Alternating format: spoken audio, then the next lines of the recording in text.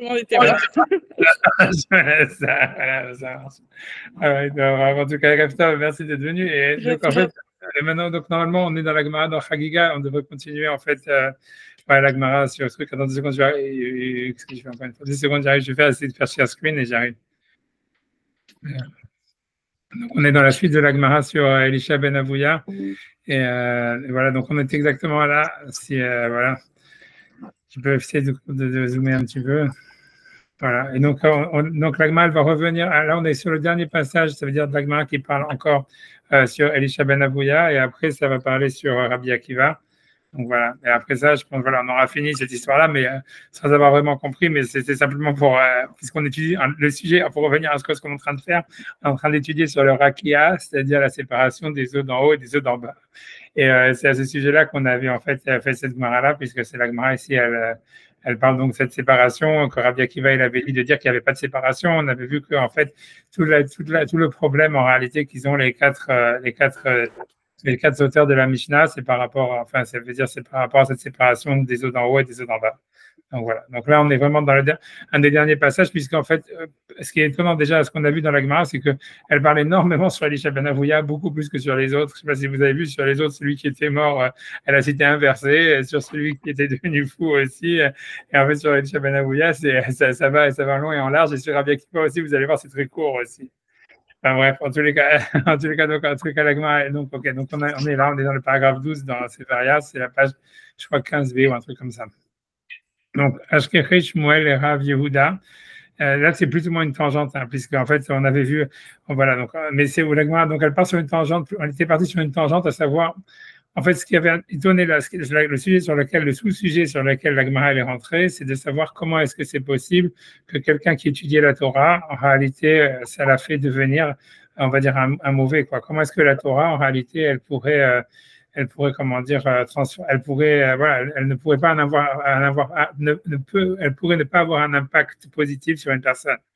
C'est sur ça, en fait, qu'elle est en train de discuter maintenant, quoi. Puisque, en fait, Elisha Ben Avouya, pour eux, ça veut dire la Torah, ça a été quelque chose, en fait, qui l'a impacté négativement. Et elle se demande comment c'est possible, tu vois. Donc, elle va ici, donc c'est sur cette tangente que la Gemara ramène cette histoire-là. Donc, elle nous ramène, voilà, nous dit Ashkeche, Shmuel et Rav Yehuda. Donc, Shmuel, c'est un auteur de la Gemara, Rav Yehuda, c'est aussi un auteur de la Gemara. De la même époque, plus ou moins. Je ne pense pas qu'un est élève de l'autre. D'étaler Beivra des Dacha. Ça veut dire qu'il était, ça veut dire il se suspendait ça veut dire au linteau de la porte. Et ça, je ne sais pas pourquoi, mais à l'époque de la Vekabaré, il pleurait. Ça veut dire, cette histoire de se suspendre au linteau de la porte, c'est un signe normalement de détresse à l'époque de la Gemara. Il faisait ça, je ne sais pas ce que ça veut dire. Est-ce que c'était comme des singes, je ne sais pas, que tu vois, qui se suspendaient au linteau de la porte. Mais c'est quelque chose qu'on retrouve de manière très récurrente dans la Gemara. Cette expression de taler des bras détachés avec Abaché, ce qui veut dire en araméen, c'est se suspendre. Ils ont dit, ici, ils ont voulu dire, taler, ça veut dire se suspendre, mais ça peut vouloir dire, c'est vrai aussi se soutenir, en tous les cas sur le linteau de la porte, et pleurer. Donc, a priori, je ne sais pas, parce qu'avant, ils avaient une culture aussi. Il faut savoir qu'à l'époque de la Gemara et de la Mishnah et tout ça, il y avait une culture du spectacle de la tristesse. Il faut savoir ça aussi. Ça veut dire que ouais, parce que c'était, tu vois, mais ça va changer aujourd'hui. Hein, ça veut dire, c'est la même chose quand tu vois, j'allais dire, quand tu regardes les films romantiques et tout ça, quand tu vois Titanic et tout ça, ça veut dire, avant, ça veut dire, maintenant, c'est un truc qui était devenu, tu vois, beaucoup, tu vois, avant, ça veut dire, j'étais décédé chez les hommes, ils faisaient ça, quoi. Ça veut dire, et même quand il y avait des enterrements et des machins comme ça veut dire, il y avait une mise en spectacle, en fait, de la tristesse, c'est du drama, mais c'est étrange, tu vois, tous les ans, chaque culture a ça, hein, je veux dire, ça veut dire, chaque génération. Ouais. Mais ça veut dire quoi une mise en spectacle? Ça veut dire comme les pleureuses, comme un enterrement marocain en Israël, quoi? Voilà, c'est ça. Ça veut dire que ça vient de la Mishnah. Ça veut dire le fait d'avoir des pleureuses, de payer des gens qui vont faire pleurer, comme ils font les Palestiniens quand ils enterrent leur truc, tu vois, qu'ils te font tout le tratra devant les caméras et tout ça. Ben, si tu veux, ça, à l'époque, en fait, ça vient, c'est une culture, en fait, tu vois, c'est ancien, ça vient de l'Antiquité, quoi. Ça veut dire qu'il faut il y a une mise en spectacle, en fait, de la tristesse. Alors, est-ce qu'elle est ressentie si tu veux, normalement, aujourd'hui, un type qui va pleurer, il va pas se mettre devant la porte, devant tout le monde pour pleurer devant tout le monde. À l'époque, tu vois, c'est si tu pleures, tu vas et tu fais un spectacle, quoi. Tu sors sur la porte et tu commences à pleurer devant tout le monde. Tu vois. Mais c'est bizarre de la part d'un rave, non? Tu vois. Comment? C'est bizarre de la part d'un rave. qu'ils aient pris ça aussi comme culture, enfin, je sais pas. Ouais, non, c'est vrai que franchement, c'est sûr, c'est bizarre. Mais whatever, j'en sais rien, tu vois. En fait, je pense que pour eux, c'était une manière justement de, si tu veux, l'agma, elle est vachement, à l'époque, pour eux, il y avait, ça veut dire, tu vois, c'est un sujet vraiment, c'est un autre sujet. Franchement, c'est pas le sujet, mais ça veut pas, j'en sais rien. Mais tu vois, à l'époque, l'agma, c'est sûr, l'agma, elle parle beaucoup pour extérioriser ses émotions, surtout quand elles sont négatives, parce que tu vois, en fait, c'est une manière, en fait, de les, tu vois, ça veut dire, il n'y a pas souk. C'est marrant, Zaïlek m'a dit, Deaga belevish yassichena. Ça veut dire, il y a un pasouk, ça veut dire, le verset, c'est un verset dans l'Ecclésiaste qui dit des problèmes dans le cœur d'un homme, Deaga belevish yassichena, yashchena, ça veut dire normalement, ça le fait, ça la fait chaud, ça l'émeut, tu vois. Mais la Gemara, elle traduit, donc ça c'est la traduction du verset. La Gemara, elle explique que le verset veut dire yassichena lacherim, il faut la raconter aux autres. Si quelqu'un il a des problèmes, il faut le raconter aux autres, ou bien yassichena milibo, ou qu'il enlève de son cœur. Et en fait, si tu veux, l'idée c'était la même chose, c'est-à-dire qu'en fait, si tu extériorises et tu fais le spectacle d'une émotion, en réalité, de l'émotion négative, en fait, tu vois, ça devient une blague. Et en fait, si tu veux, voilà, donc tu as exorcisé, tu vois, si tu veux, c'est une manière en fait d'exorciser les émotions négatives. C'est d'en faire un spectacle, tu comprends? Mais c'est pas aussi parce qu'ils cherchaient sincèrement à être consolés?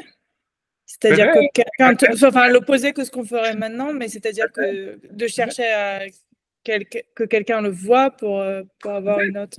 Peut-être. En tous les cas, peut-être, je sais pas, peut-être, tu vois, ça veut dire, elle dit ça, elle dit que si jamais quelqu'un a des problèmes aussi, il doit les dire pour que les gens fassent des filotes pour lui, etc. Que voilà, et donc elle dit ça aussi. Elle dit elle dit même de le dire, même si jamais les ennemis ils entendent, c'est bien parce qu'ils vont aussi faire des prières pour qu'ils crèvent. Et ça aussi, c'est bien. Pas dans le sens qu'il va mourir, mais dans le sens où, parce que dans l'agma, elle pense que si tu réjouis tes ennemis de ta souffrance, alors, en fait, ça, pour toi, c'est un mérite, parce que ça veut dire que peut-être que ton ennemi, il n'a pas le mérite de se réjouir de ta souffrance, donc grâce à ça, tu vas être sauvé. Tu vois, elle n'est pas de calcul comme ça. C'est-à-dire, elle pense que tu vois que c'est toujours positif d'extérioriser la souffrance. Ça veut dire que tu vas, parce que soit tes amis vont faire des prières pour toi et vont venir t'aider, soit tes ennemis ils vont prier pour ton mal, etc. Et ça aussi, ça va t'aider. Parce que tu vois, parce que eux, comme parce que tu peux tabler sur le fait qu'ils n'ont pas les mérites en fait d'avoir de la joie quand tu tombes. Donc, tu vois, c'est ce que le verset dit. Ça veut dire ne te réjouis pas de la chute de ton ennemi parce que peut-être Hachem, en voyant ça, il va changer, il va enlever sa colère de lui. C'est un verset dans l'Ecclésiaste aussi qui dit ça parce que quelqu'un il peut avoir des problèmes, mais peut-être il a pas le mérite de voir la joie de son ennemi. Tu comprends? Toi, t'as pas la joie, t'as pas le mérite de te réjouir de sa chute. Donc, en fait, si tu veux, donc voilà, bref, tu vois, mais ça veut dire, enfin, pour revenir à l'histoire, c'est que la Gemara, elle pense que c'est toujours positif à leur époque, en tous les cas. En fait, c'est parce qu'ils avaient un rapport très premier, tu vois, ça, c'est les Juifs du Yémen, etc. Tu vois, c'est-à-dire que ça veut dire, je sais pas si vous avez des Juifs du Yémen qui viennent du Yémen, quoi, mais ça veut dire, tu vois, ça veut dire que c'était une manière, en fait, tu vois, d'exorciser, en fait, ils avaient un rapport très premier aux émotions, et ils avaient un rapport très, tu vas dire, très simple et voilà, et basique, quoi, si tu veux.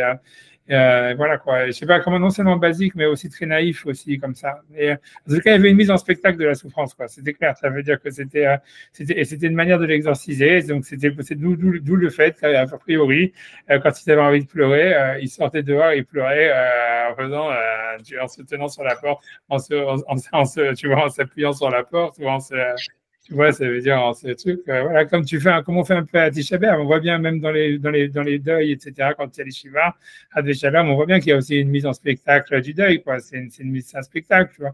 Tu vas t'asseoir par terre, pourquoi tu vas faire ça, pourquoi tu vas déchirer tes habits, pourquoi tu fais tout ça, tu vois, c'est exagéré, on va dire, tu vois, c'est une mise en spectacle. Tu vois, c'est une manière, tu vois, c'est dans la fin on le retrouve parce que la mise en spectacle, elle permet en fait, si tu veux, d'exorciser, quoi, grosso modo, tu vois, d'extérioriser, tu vois, c'est une thérapie, quoi. Ça veut dire, voilà, tu vois, je veux dire que tu peux dire qu'une des grandes raisons pour laquelle aujourd'hui, tu vois, les gens, ils ont des problèmes, c'est parce qu'ils ne peuvent pas extérioriser leurs émotions. Donc, en fait, tu vois, ils sont obligés voilà, Donc, c'est intériorisé à mort, ça fait, tu vois, plein de trucs. Et tu vois, dans la Gemara, à l'époque, la Gemara, ils étaient super, tu vois, vas-y, quoi. Ça veut dire, voilà. Et donc, il y avait ça, c'était, voilà, je veux dire, tu vois, c'était, il y avait ça, il y avait beaucoup de choses, il y avait beaucoup de choses. C'est-à-dire, d'une manière générale, ça veut dire le rapport au spectacle, ou si tu veux, c'est moi qui utilise le mot spectacle, mais ça veut dire le rapport à la mise en scène, on va dire, et le rapport aux émotions, il n'était pas aussi, comment dire, je ne sais pas comment expliquer, tu vois, c'est-à-dire, ça veut dire qu'aujourd'hui, ce qui est très, ce qui est aujourd'hui, si tu veux, ce qui est dans la société actuelle, je ne sais pas comment ça se fait qu'on arrive à ce point-là, mais à mon avis, c'est un des gros problèmes. Pourquoi, tu vois, c'est très difficile, en fait, de faire la tfila, de faire la prière, mais pas que au niveau spirituel, mais sur plein de choses. C'est qu'en réalité, il y a un gros abîme qui s'est fait, tu vois, qui s'est créé entre les émotions, si tu veux, et si tu veux, ce qu'on appelle en anglais, c'est le drama, tu vois, ça veut dire la mise, tu vois, ça veut dire la mise en spectacle des émotions, tu vois, la mise en scène, tu vois, si tu veux. Aujourd'hui, tu vois, voilà, et en fait, voilà, aujourd'hui, voilà, voilà, ça crée en fait les gens, tu vois, ça veut dire, voilà, il y a une sorte de fossé qui s'est créé entre ça, entre les émotions telles qu'on peut les ressentir et la mise en scène. Et la mise en scène, maintenant, c'est devenu presque, tu vois, ça fait que les gens, ils ont du mal maintenant à ressentir des émotions, des choses pareilles, etc. Ça veut dire, mais c'est un problème moderne, tu vois, je sais pas comment expliquer, c'est un problème, c'est un problème moderne, tu vois, ça veut dire, je sais pas, tu vois, je sais pas quoi dire d'autre, tu vois, je sais pas comment est-ce qu'on est arrivé là, c'est très clairement lié, à mon avis, au christianisme et à tout ça, parce que tu vois, même dans la religion chrétienne, il y a une mise en scène de tout, tu vois, il y a beaucoup, tu vois, du spectacle, tu vois, ça veut dire comment on appelle ça, j'ai oublié le mot en français, tu vois, mais ça veut dire c'est plus qu'une mise en scène, tu vois, toute l'histoire de la réincarnation, mais tout ça, ça veut dire, c'est comme de l'artifice, tu vois. Et, et voilà, et donc ça crée une société comme ça. À partir de là, si tu veux, le rapport aux émotions, il est vachement, comment dire, ça veut dire, il est très biaisé, il est très bizarre, il est très compliqué, quoi. Et voilà, et à l'époque d'Agmara, ils n'étaient pas ça, et surtout, je pense qu'ils tenaient vraiment, au contraire, justement, à ce que le rapport aux émotions, il soit, on va dire, très premier, très, en fait, c'est voilà très, je sais pas, voilà, comme ça, très très primaire, ou même, tu vois, ça veut dire voilà, presque naïf, et en même temps avec une mise en scène un peu comme ça, parce qu'ils pensaient que c'était quelque chose qui était qui en fait qui était nécessaire, à mon avis, tu vois, ça veut dire dans la relation après avec Akadosh Baruch Hu, etc. Tu vois, si jamais est-ce que c'était pas un souci de Emmet? Ouais, exact, tu vois, c'est un souci de Emmet. C'est-à-dire, au lieu de faire semblant que tout va bien. Voilà, et en même temps, c'est exactement ça. Et en même temps, on exagère pour justement, tu vois, en même temps, je pense qu'il y avait une exagération en même temps tu vois, pour justement, si tu veux, puisqu'on ne peut pas en fait exprimer la douleur, tu vois, ça veut dire vraiment, donc en fait, autant l'exagérer pour que, tu vois, en fait, d'abord prendre un recul par rapport à elle, et en même temps, tu vois, comme tu dis, c'est une manière aussi de justement de la mettre à sa place, tu vois, de la mettre en spectacle. Tu vois, je sais pas, tu peux voir ça un petit peu comme quand tu vois, comme quand tu regardes Tradition, tu vois, les trucs de la Veloute et de Shiva et tout ça. Tu vois, en fait, tout le monde comprend bien que déchirer ses habits, rester assis par terre pendant 7 jours, tous ces machins-là, c'est trop, tu vois. Mais d'un autre côté, ça permet, en fait, tu vois, de mettre à sa véritable place, tu vois, le deuil, tu vois. Si jamais on te dit non, en fait, il n'y a pas rien, tu vois, il y a rien, c'est-à-dire, tu vois, le deuil, c'est rien, et que c'est simplement ce que tu ressens, tu fais ce que tu ressens. En fait, c'est là où tu vas commencer à avoir des super problèmes toi-même, tu vois, de dépression, tu vois, de t'infliger à toi-même des souffrances parce que tu dis, tu dis pourquoi je ressens rien, mais quand tu vas ressentir, tu vas exagérer ou tu ne sauras pas si tu ressens, tu vas poser beaucoup de questions, etc. Le fait, tu vois, de créer une sorte, si tu veux, de mise en scène de la douleur, en fait, tu vois, ça permet, en fait, si tu veux, pour la personne, tu vois, grâce à Shalom, tu vois, ça veut dire qu'il la ressent, en fait, ça lui permet, en fait, de la gérer aussi, tu vois. Tu vois ce que je veux dire, c'est tout ça, quoi, je veux dire, voilà. Mais c'est pas, mais même les règles pour le deuil, elles sont pas, en fait, elles semblent too much quand c'est quelqu'un qui a une longue vie, une grand-mère qui s'en va, etc. C'est-à-dire, on sent que il y a beaucoup, les gens sont quand même, mais quand c'est quelqu'un de plus jeune qui part, les règles, elles ont pas l'air ridicules.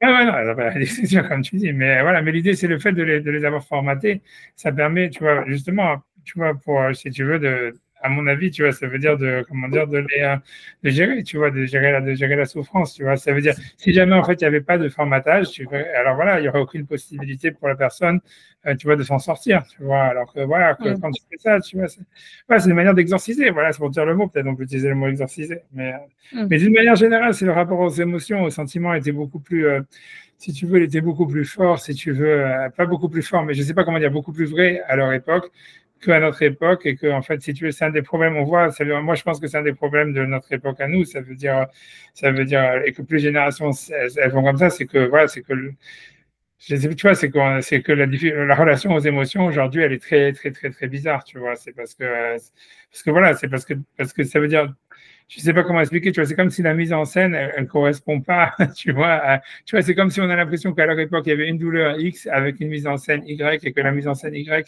elle était de toutes les manières formatée, on va dire, donc tout le monde s'attendait à, je sais pas comment expliquer, si tu veux, mais ça veut dire la douleur X par rapport, ou l'émotion X par rapport à la mise en scène Y, et tu vois, je sais pas, elle était en rapport, et le rapport, si tu veux, la mise en scène, elle permettait de gérer l'émotion et de lui garder, on va dire, son côté véridique, ou, je sais pas comment dire, tu vois, je sais pas comment dire, voilà, voilà, comme tu as dit, émettre, etc.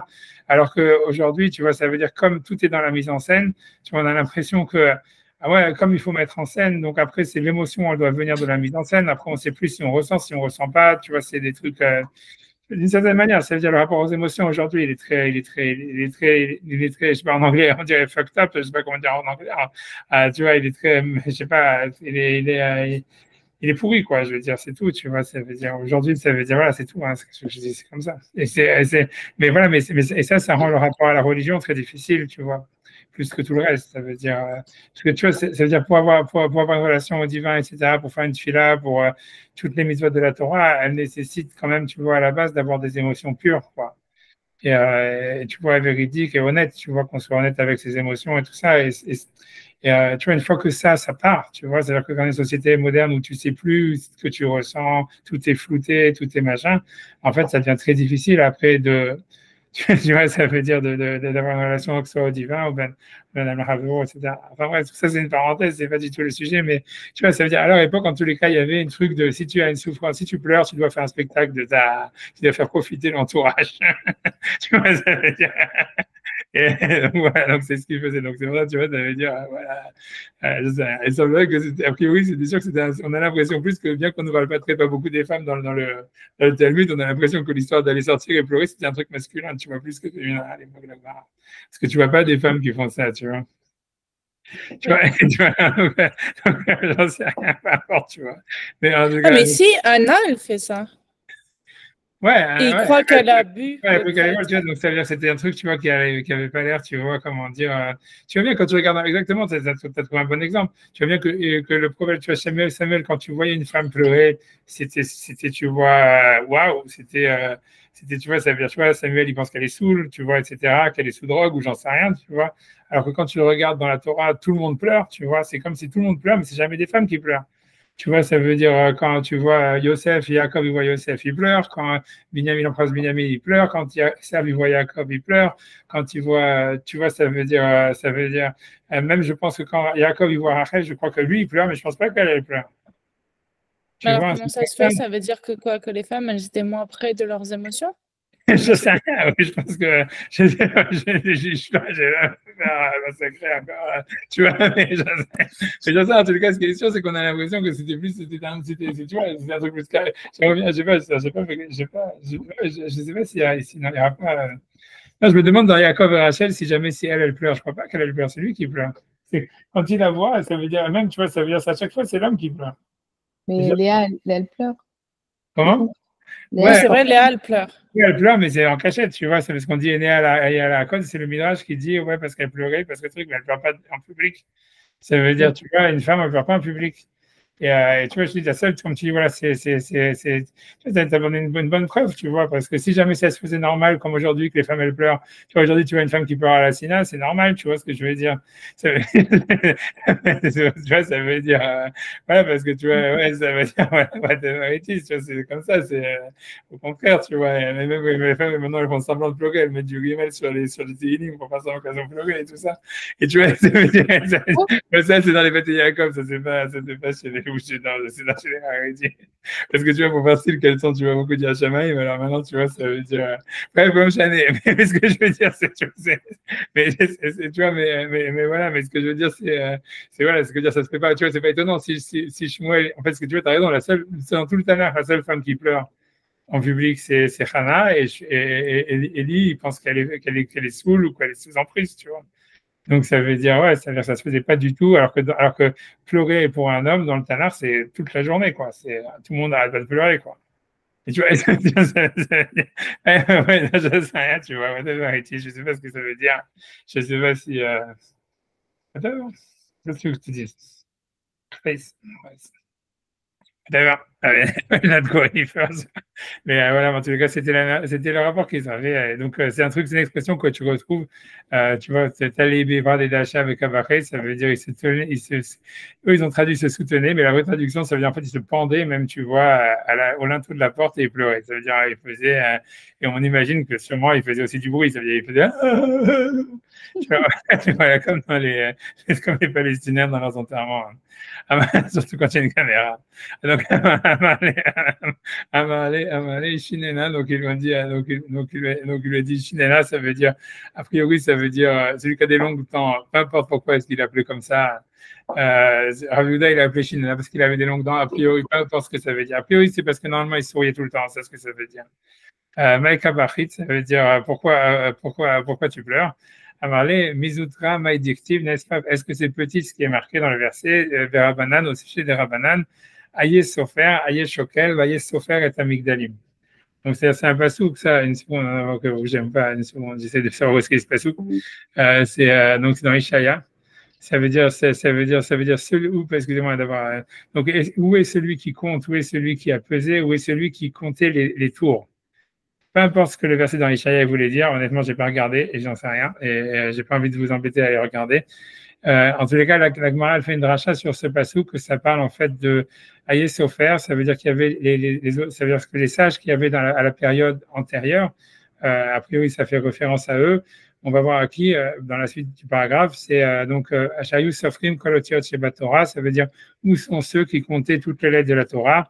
Ayesh Shokel, tu vois, où est celui qui, ça veut dire qui, comment dire, qui pèse, ouais, Ayesh Shoklim, Kalin, Vahamurim, Sheba Torah, ça veut dire qu'il pesait, qu'est-ce qui était en fait, tu vois, léger, voilà, et ça veut dire qu'il savait juger qu'est-ce qui était léger, qu'est-ce qui était dur dans la Torah, comment est-ce qu'il fallait appréhender la Torah.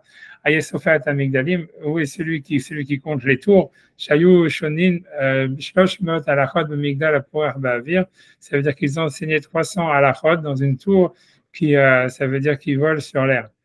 Dans le sens où, tu vois, ça veut dire, tu vois, ça veut dire, pour comprendre ce que ça veut dire, on est au milieu d'un paragraphe, mais ça veut dire l'histoire des tours qui volent sur l'air, c'est parce qu'en réalité, c'est une question qui serait dans les lois de pureté et d'impureté. Quelle est la halakha? Aujourd'hui, c'est quelque chose en fait qui est très noguer, en fait, qui existe énormément, mais à l'époque, c'était un cas complètement théorique. C'est si jamais il y a une tour qui vole sur l'air et qui traverse un cimetière, est-ce que celui qui est dans la tour, il devient pur ou pas pur, etc. C'est comme un avion aujourd'hui, tu vois. Donc, c'est pour ça que tu as les Kohanim qui se mettent dans des trucs en plastique et tous ces machins-là et tout ça.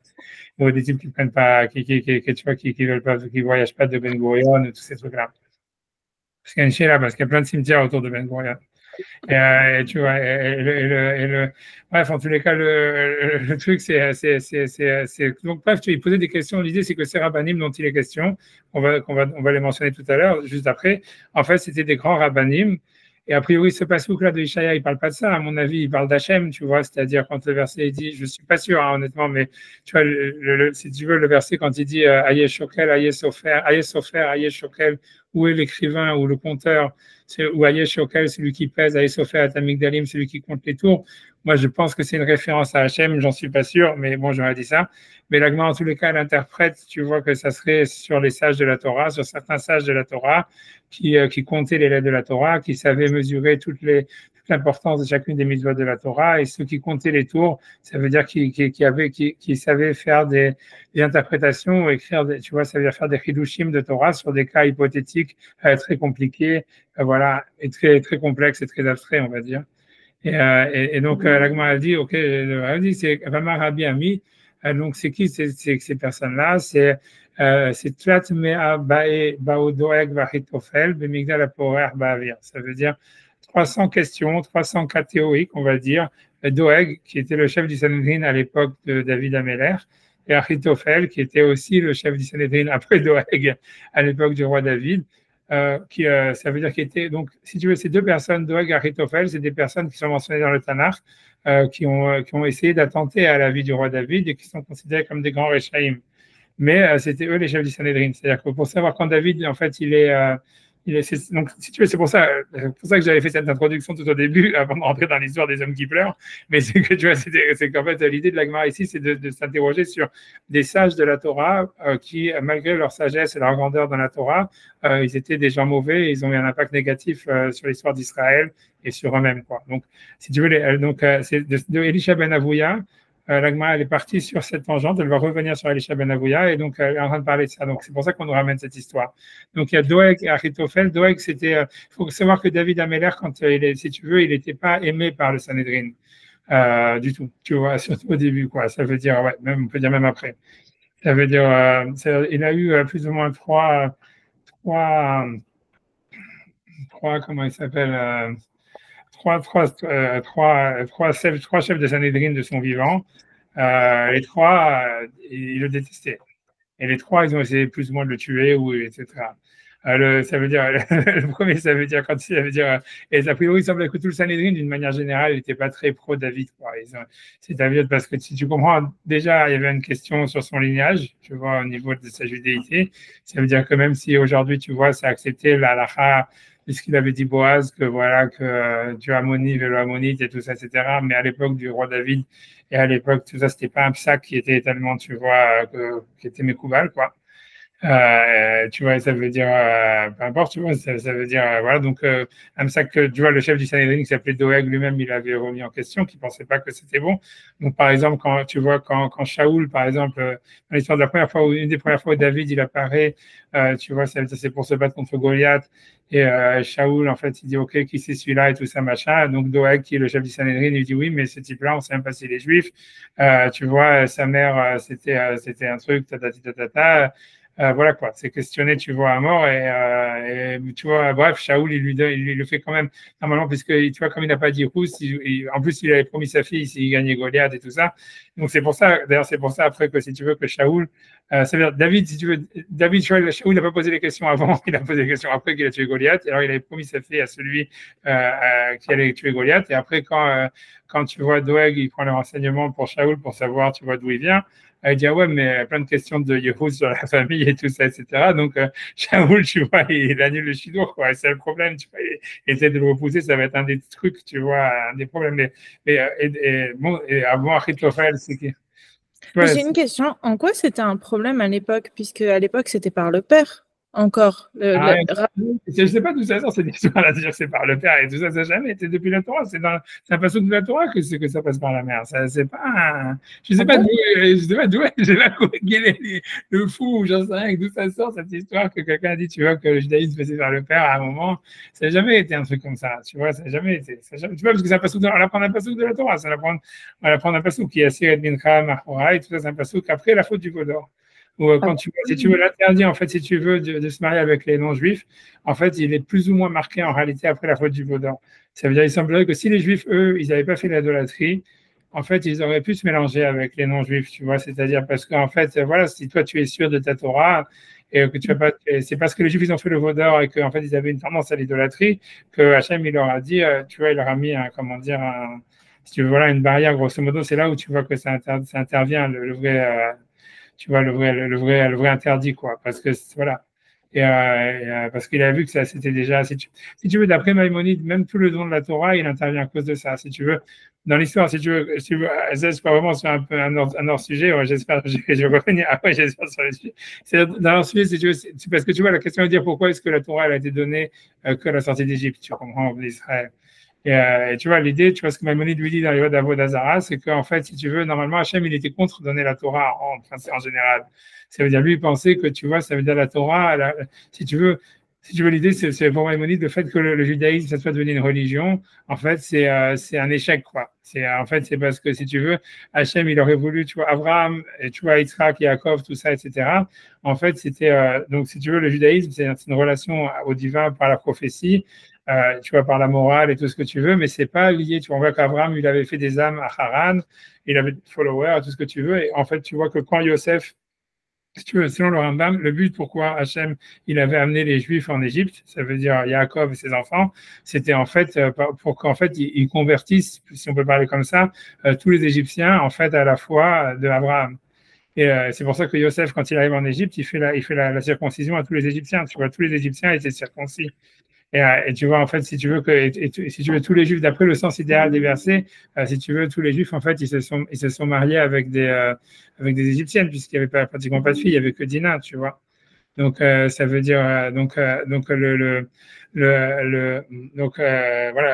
je regarde seulement si ça enregistre encore, parce que j'en fais des petits trucs sur mon machin, mais ça enregistre. Et tu vois, mais voilà, donc ça veut dire, donc en fait, si tu veux, c'était Joseph, il a fait la brit mila à tous les Égyptiens. Tu vois, les Juifs, ils se sont mariés avec des Égyptiennes. Et en fait, l'idée, le plan d'Hachem, tu vois, c'était en fait que l'Égypte, qui était la plus grande puissance du monde, etc., en fait, si tu veux, ils deviennent juifs, quoi, grosso modo, dans le sens où ils acceptent la voie monothéiste et la morale, surtout de la Torah et tout le message qu'il y avait d'Abraham. Mais maintenant, ce qui s'est passé, c'est que c'est le contraire, c'est que les Juifs, ils se sont assimilés, tu vois, en Égypte. En fait, ils ont commencé à pratiquer la Vodazara, etc., etc.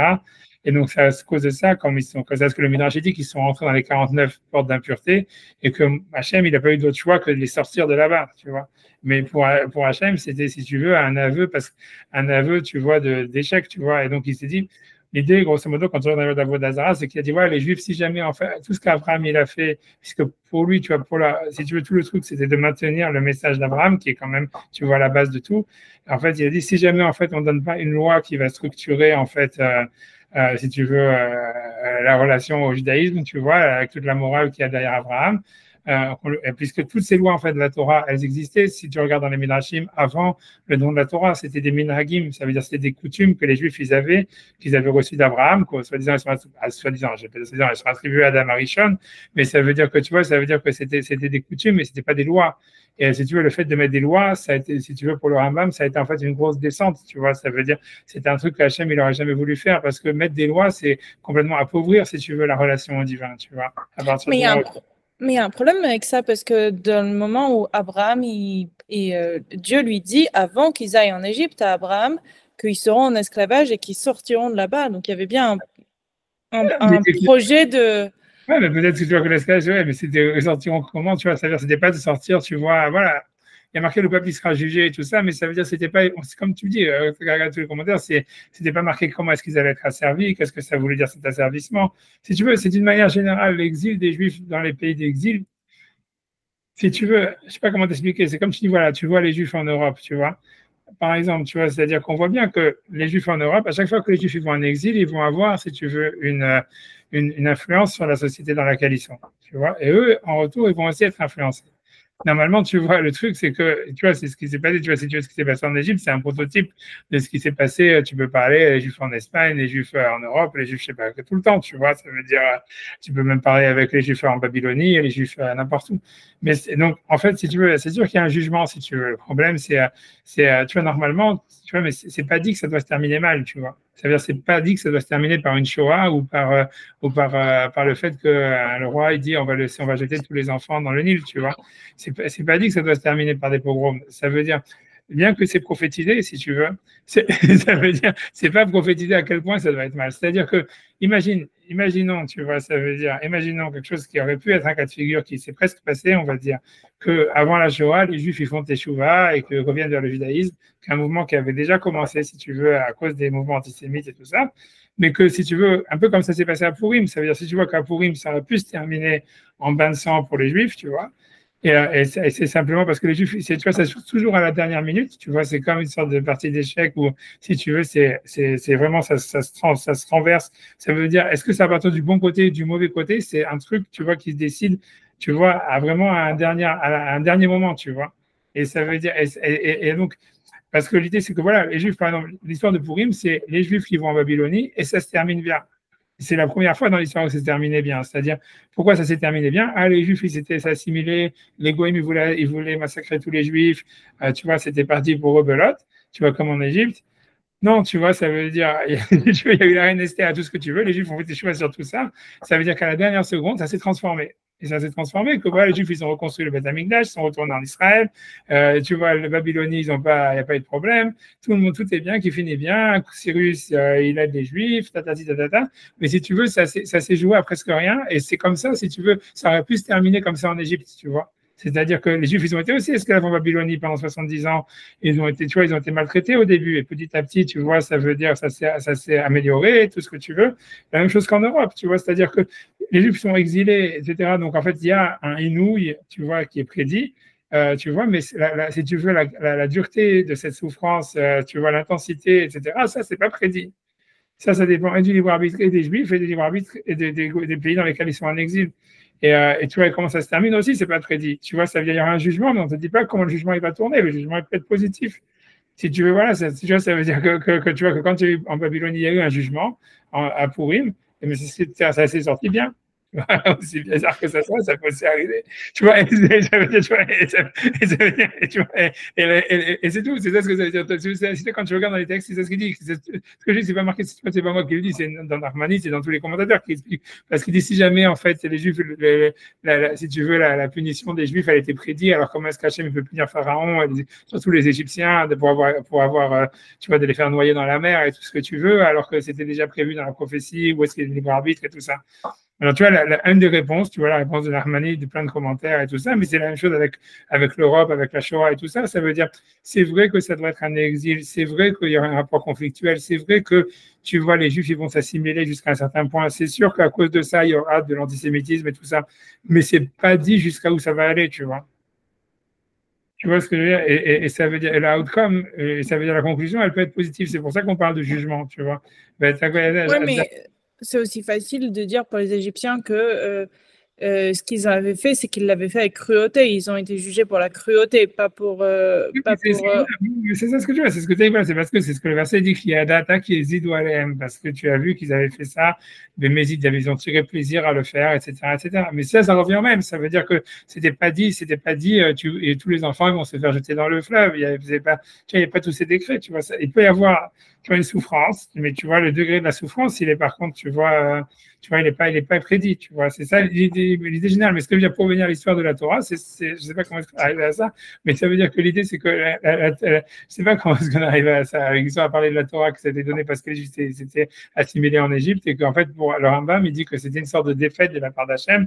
Si tu veux, voilà, parce qu'on avait parlé sur l'histoire des parents interdits de se marier avec des non-juifs, etc., qui est lié à la Vodazara et tout ça, etc., et que ça vient avec la fille et tout ça. Donc, l'interdit, je te dis, il vient surtout après la faute du Vaudor, qui est après le don de la Torah, et tout ça beaucoup à cause de cette histoire-là. C'est-à-dire, et là-bas, dans cet interdit-là, dans ces versets déjà donc de la Torah, de Moshe, c'est marqué clairement que celui que sa mère elle est juive, il va être juif, et celui par contre, tu vois que sa mère elle est non juive, il ne sera pas juif. Tu vois, et c'est, tu vois, et voilà, ce que je te disais, c'est et tu vois, c'est pas importe, il y a une raison kabbalistique là-dedans qui est liée au don de la Torah, mais c'est pas quelque chose qui est venu tardivement ni quoi que ce soit. Tu vois, c'est un truc qui date depuis le don de la Torah, tu vois, qu'on va d'après la même. Peut-être avant le don de la Torah, c'était différent, peut-être c'est ce que tu as entendu. Non, en fait, parce qu'on dit que Ishmaël, il a fait tchouva, et comme sa mère, elle n'est pas juive.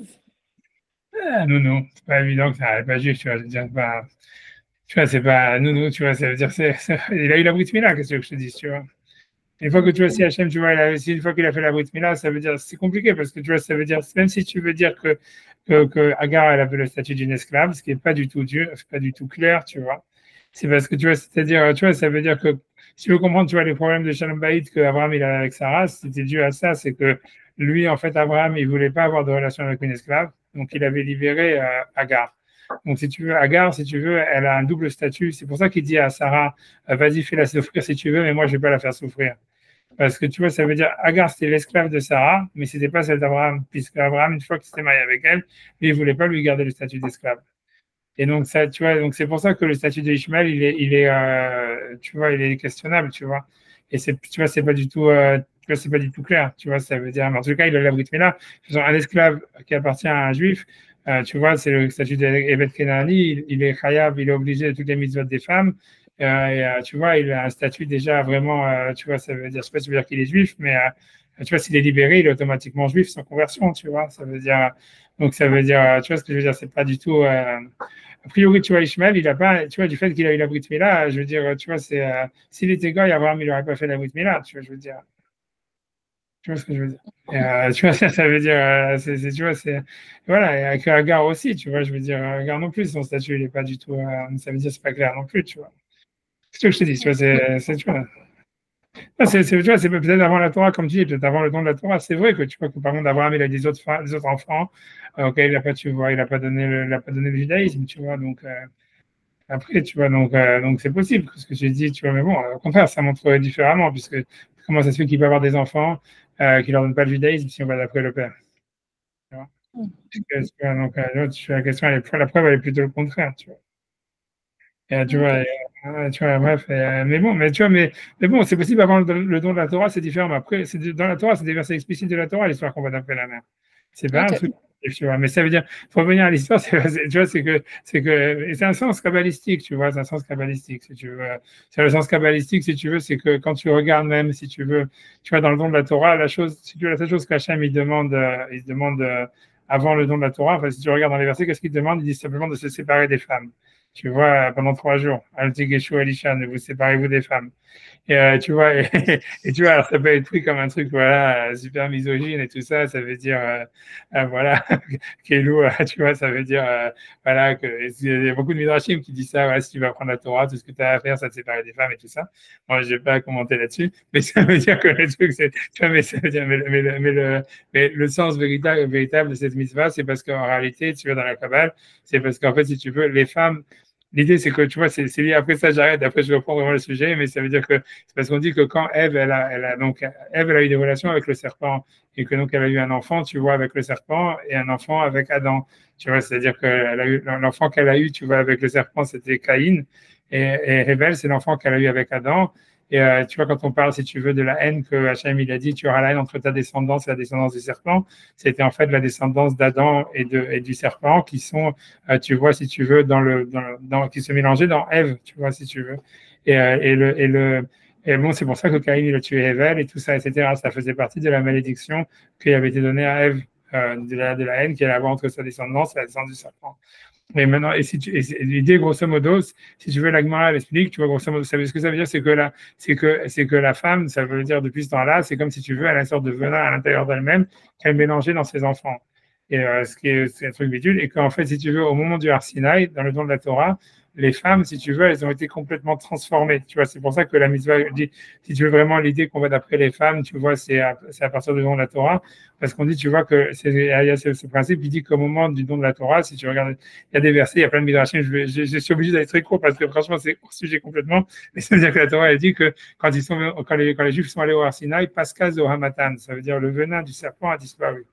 Et ça veut dire que ça a été une transformation, en réalité, si tu veux, sur les femmes plus que chez les hommes.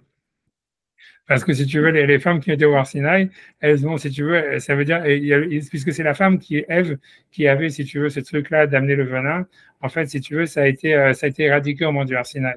Et donc, en fait, il fallait pas mélanger entre les enfants qui étaient nés de femmes juives, ça veut dire avant le don de la Torah, qui allaient avoir un statut de converti, etc., etc., et les enfants, tu vois, qui allaient naître après le don de la Torah, puisqu'en fait, c'est la première fois où il y allait avoir des enfants qui allaient être vraiment juifs, c'était après, tu vois, qu'on a reçu la Torah, parce que les femmes, elles avaient été purifiées par le don de la Torah. Donc, c'est pour ça, en fait, que Hachem, il demande aux enfants d'Israël, pendant plusieurs jours, de ne pas avoir de relation, si tu veux, avec leurs femmes, etc. C'est aussi, tu veux comprendre, c'est un Kabbalah, des trucs super, tu vois, c'est compliqué, tu vois, parce qu'en fait, si tu veux, et c'est aussi la raison pour laquelle Moshe, lui, après le don de la Torah, il arrête d'avoir des relations avec sa femme. Parce que tu vois, ça veut dire que, puisque sa femme, si tu veux, elle était kénite, tu vois, que ça veut dire que ça vient de Caïn, ça veut dire elle venait ça veut dire, c'est toute une raison, il y a beaucoup d'explications pourquoi, mais si tu veux que Moshe, en fait, il peut avoir des relations qu'avec une femme qui avait justement le venin du serpent, et qu'une fois que, si tu veux, sa femme, Tsipora, elle avait été purifiée de ses venins du serpent, en fait, il ne pouvait plus avoir de relation avec elle. Parce que si tu veux, lui, il fonctionnait à l'inverse des autres, mais peu importe, ça, c'est une histoire plus compliquée, tu vois. Mais ce que ça veut dire, tu vois, ce que je sais pas pourquoi, c'est pour bien ce soir, pourquoi la femme, en fait, ça veut dire, voilà, pourquoi est-ce qu'en fait, à partir du don de la Torah, la mère est juive, l'enfant est juif, parce qu'en fait, il y a une transformation radicale si tu veux, qui s'est opérée chez les femmes au moment de à Shavuot, au moment du don de la Torah. Et voilà. Et c'est pour ça que tu vois que David, pour revenir à notre histoire, en fait, si tu veux que, justement, c'est pour ça qu'on lit la Megillat Ruth à Shavuot, que c'est a priori c'est le jour où David Amelach il est né, mais qui descend de ça, etc. Et qu'après, on te parle sur la conversion, toute cette histoire que le don de la Torah, c'est une conversion, etc. Tu vois, mais ça veut dire qu'en fait, la conversion, ça veut dire le don de la Torah comme la conversion, c'est une transformation fondamentale de la personne, et surtout de la mère. Tu vois, et ça, en fait, si tu veux, tu vois, voilà, mais c'était mis en question parce que, voilà, Doeg, qui était le roi Shabbeddin, lui, pensait que David, il n'était pas juif, tu vois, non seulement il n'était pas juif, mais il était issu d'une relation interdite, etc. Et que donc, en fait, il ne pouvait pas se marier non seulement pas se marier avec une juive, etc., ni faire partie, même si tu veux, du peuple d'Israël, quoi. Mais ça va pas être, si tu veux, c'est pas que Doeg. Doeg, tu vois, il va mourir, quoi, grosso modo, peu importe, il va être remplacé par un autre qui s'appelle Achitophel, qui est lui aussi qui devient le chef du Sanhédrin après la mort de Doeg, et qui va lui aussi, tu vois, questionner la judaïté, et évidemment aussi la légitimité de David, etc. Et lui aussi, il va mourir. Et le troisième qui va venir après, dont j'ai oublié le nom, c'est lui, en fait, qui était si tu veux, le grand-père du roi Saül. Pas de Saül, du roi Saül, de Mordechai. J'ai oublié son nom. Tu vois, c'est Shimi Ben Gera, qui va être le troisième Rosh Hashanah de l'époque de David, qui va aussi dire que David n'est pas juif, que David n'a pas de légitimité, qui va s'opposer à lui, etc., etc. Voilà, donc ça veut dire, si tu veux, David, il n'était pas du tout reconnu par les rabbinim de l'époque, si tu veux. C'est pour ça qu'il y a tellement de guerres civiles et tout ça, etc. C'est-à-dire, nous, parce que nous, on nous a transmis le truc, tu vois, ça veut dire qu'il a été transmis par les prophètes, que si tu veux, c'était la vie de Samuel, tu vois, que c'était le prophète de l'époque, Samuel et tous les, si tu veux, le Tanakh que nous on a, c'est la lecture, tu vois, qui a été donnée de Ruach HaKodesh par les prophètes, mais en fait, quand tu vois, pourquoi, tu vois, par exemple, tu vois, même quand Shaoul il meurt, et que David il prend le pouvoir, en fait, pendant 7 ans, il est à Hebron, et il y a une guerre civile qui dure 7 ans, jusqu'à ce que des généraux échangent de camp, etc. Et il y a toujours une opposition, même après, quand le fils de David, il veut prendre le pouvoir, c'est là où justement Achitophel, tu vois, il gang avec un des fils de David, et chez David, il est obligé de s'exiler de l'autre côté du Jourdain, etc., etc. Voilà, il y a une guerre qui dure encore où il y a 30 000 morts, etc., etc., parce que la légitimité de David, elle était en fait remise en question, elle n'a jamais été acceptée. Tu vois, si tu veux, c'est que son fils Shlomo qui va avoir, tu vois, une légitimité réelle, tu vois, ça veut dire qu'il va avoir. Et de toute façon, comment il va avoir cette légitimité? Aussi simple qu'il va exécuter le chef du Sanhédrin pour la ligne. Et il va mettre un type de lui, tu vois. Parce que David, il n'avait jamais voulu faire. Mais il va demander à son fils, tu vois, moi je ne l'ai jamais fait, il dit fais-le. Et si tu veux, ça veut dire, tu vois, David il est toujours en combat et à l'intérieur et à l'extérieur, parce que tu vois, c'est très compliqué. La judaïté de David, elle n'est pas du tout claire. Elle est même, si tu veux, pire que ça, si tu veux comprendre une chose, si tu veux, les frères et sœurs de David et ses parents, tu vois, on n'entend plus parler au bout d'un moment, tu vois. Et je lui demande, où est-ce que tu vois, ça veut dire, pourquoi, où est-ce qu'ils ont disparu, tu vois, quand est-ce qu'ils meurent, où est-ce qu'il n'y a plus de frères, où sont les frères et sœurs de David, où est-ce qu'ils sont ses parents? Tu regardes, et dans le Tanakh, c'est marqué explicitement, c'est que quand David, il a été poursuivi par Shaoul, donc David, c'est marqué ça, c'est marqué dans le Tanakh, et tout ça, ça veut dire, lui, il s'est dit, ok, alors je ne suis pas juif, alors je suis Moab. Donc il est parti chez Moab, et il a travaillé comme général pour Moab. Et en fait, les Moabites eux-mêmes, donc il a amené toute sa famille pour être protégé, puisqu'il savait qu'il était pourchassé par Shaoul pour être protégé, pour être protégé par le roi de Moab. Les Moabites eux-mêmes, ils ne faisaient pas confiance en David en disant ouais, c'est un transfuge, c'est un juif et tout ça, je ne vais pas lui faire confiance. Donc après, ils ont tué, lui, il est parti en bataille, etc. Ils ont tué toute sa famille. Et c'est pour ça qu'après David, après ça, quand il devient roi d'Israël, une des premières guerres, c'est contre Moab et il fait un pogrom complet là-bas. Parce qu'il veut venger ses parents et toute sa famille qui a été massacrée par le roi de Moab. Mais ça veut dire que, ça veut dire, tu vois, ça veut dire que Shaoul, David lui-même, si tu veux, il est, en fait, tu vois, il est devenu juif par défaut, grosso modo. Ça veut dire que lui-même était prêt à changer d'équipe, quoi. Tu vois, ça veut dire, tu vois, ça veut dire, ouais, peu importe quel que soit le truc, tu vois, c'était pas son premier choix ni rien, mais ça veut dire que le fait que lui-même, il a travaillé pour le roi de Moab et qu'il a mis sa famille là-bas et tout ça, ça veut dire qu'à un certain point, il faisait plus confiance à Moab qu'aux juifs, parce que les juifs, ils le dénonçaient à chaque fois, etc. Il disait où est-ce qu'il était. Il savait que sa famille était. Bon, je m'excuse parce qu'on est parti, on est off track et je vois Sarah qui regarde sa montre et tout ça. Donc, ok. Ah non, non. D'accord, donc, Ça reste intéressant. ouais, d'accord, Non, c'est intéressant. Mais du coup, il y a un problème avec ça. Ça veut dire que, que Ruth, c'était la descente, que lui, il descend de Ruth par la lignée matriarcale, du coup. Pas par. parce qu'une fois Mais parce que ça veut pas dire que le fait qu'il part en Moab, ça veut pas dire qu'il se sent de Moab. Ça veut juste dire qu'il essaie de se sauver de Shaoul et il pense pas que les autres vont les. Ouais, mais d'un côté, c'est qu'il travaille pour lui. C'est parce que l'idée, c'est que même il est participé à une bataille où, en fait, il s'est battu contre les Juifs. C'est ça l'idée. Ça s'est ramené même dans le texte, tu vois.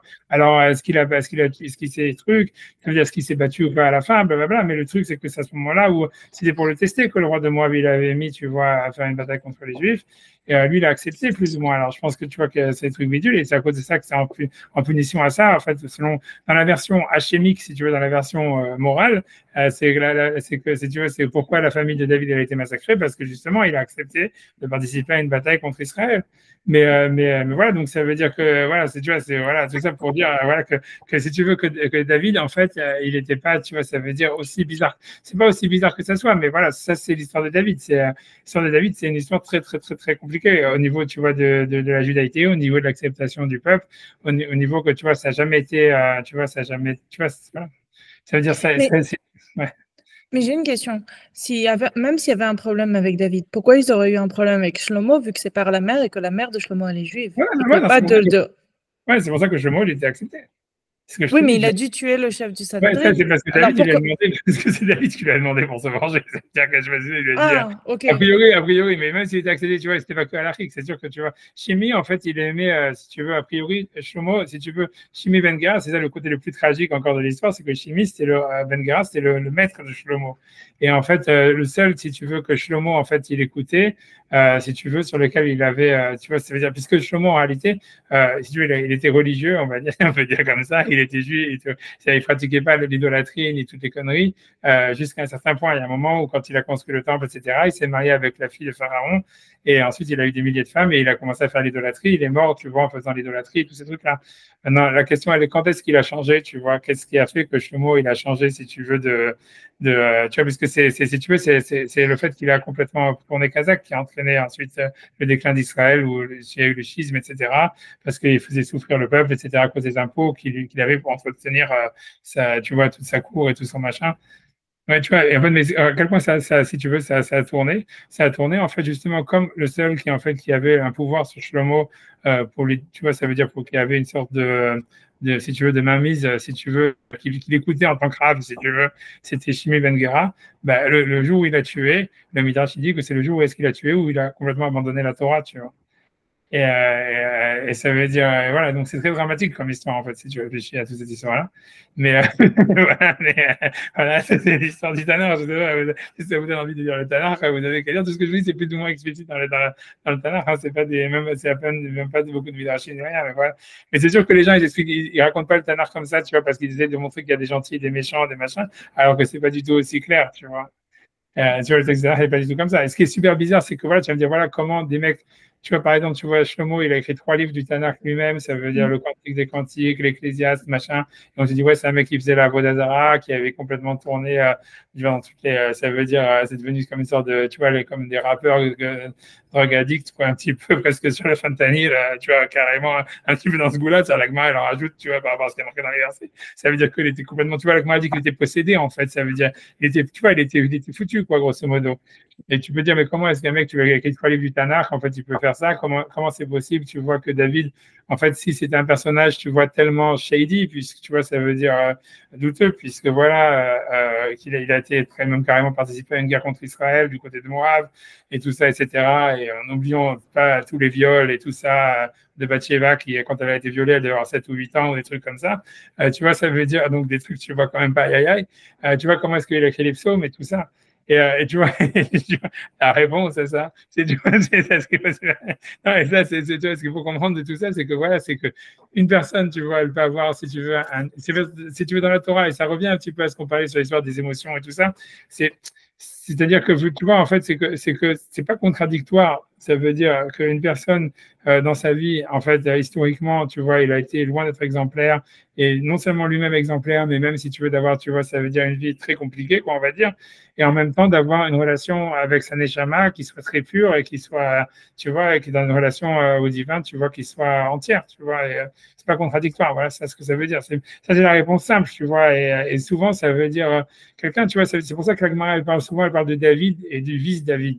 Comme si tu veux, chacun, en fait, il a une personnalité de lui-même, tu vois, qui est idéale. Ça veut dire, c'est comme si tu vois chacun, c'est comme s'il a deux personnes en lui. Il a une personne, si tu veux, c'est la personne idéale de ce qu'il pourrait être et de même de ce qu'il est en réalité spirituellement.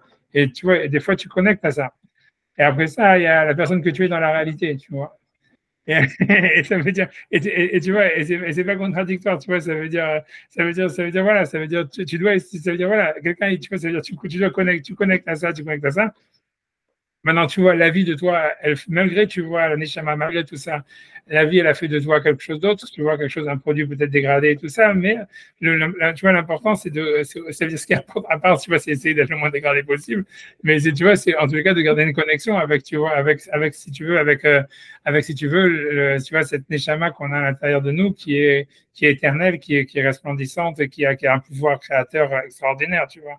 Et ça veut dire, et voilà, c'est ça, tu vois, c'est pas ça ce qui va t'amener le Olam Haba. C'est pour ça que la Gemara a des doutes, est-ce que je peux moller le Olam Haba, tous ces trucs-là, mais ça revient un peu le sujet qu'on est en train de parler, tu vois, mais voilà, mais ça veut dire, voilà, après ça, tu vois, c'est pour ça que quand la Gemara, elle parle, par exemple, elle parle du Mashiach, elle dit le Mashiach, ça sera David, elle m'a dit oui, mais c'est un verset qui dit que David, machin, blablabla, la Gemara dit non, il y a le Mashiach et il y a le vice-Mashiach.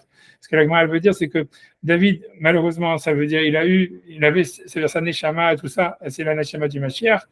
Et tu vois, ça veut dire, mais ce qu'il a accompli dans sa vie, malgré ce qu'il a accompli, ça veut dire d'avoir sécurisé Israël, d'avoir, si tu veux, d'avoir préparé la construction du Beth Amikdash, d'avoir fait, tu vois, tout ce qu'il a fait pour le peuple d'Israël, c'est énorme et c'est gigantesque et tout ça. Mais tu vois, c'est pour ça qu'Hachem, il lui a promis que ça allait être sa descendance qui allait régner sur Israël tout le temps. Mais n'empêche que, tu vois, c'était rien par rapport à ce que sa Neshama, son potentiel, en fait, spirituel, c'était. Et qu'en fait, le Mashiach, la Gemara veut dire que David, c'est le Mashiach, et que David, qui était vivant, c'est le vice-Mashiach. Ça veut dire c'est sa Neshama.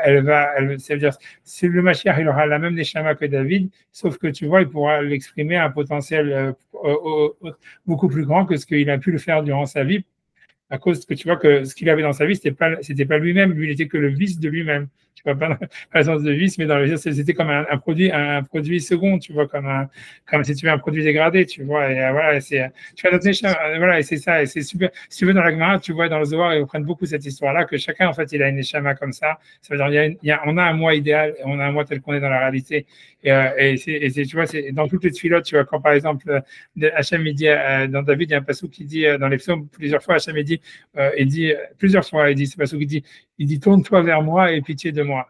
Penelai vechoneni, tena uzecha lavdecha par exemple, ou Penelai vechoneni, c'est un truc que tu vas trouver.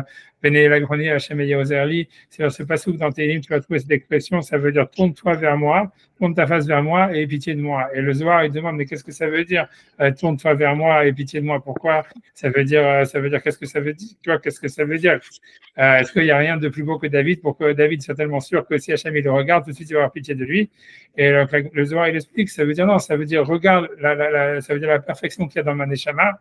Et ma neshama, en fait, elle est extraordinaire. En fait, chaque juif ou chaque être humain, il a une neshama extraordinaire.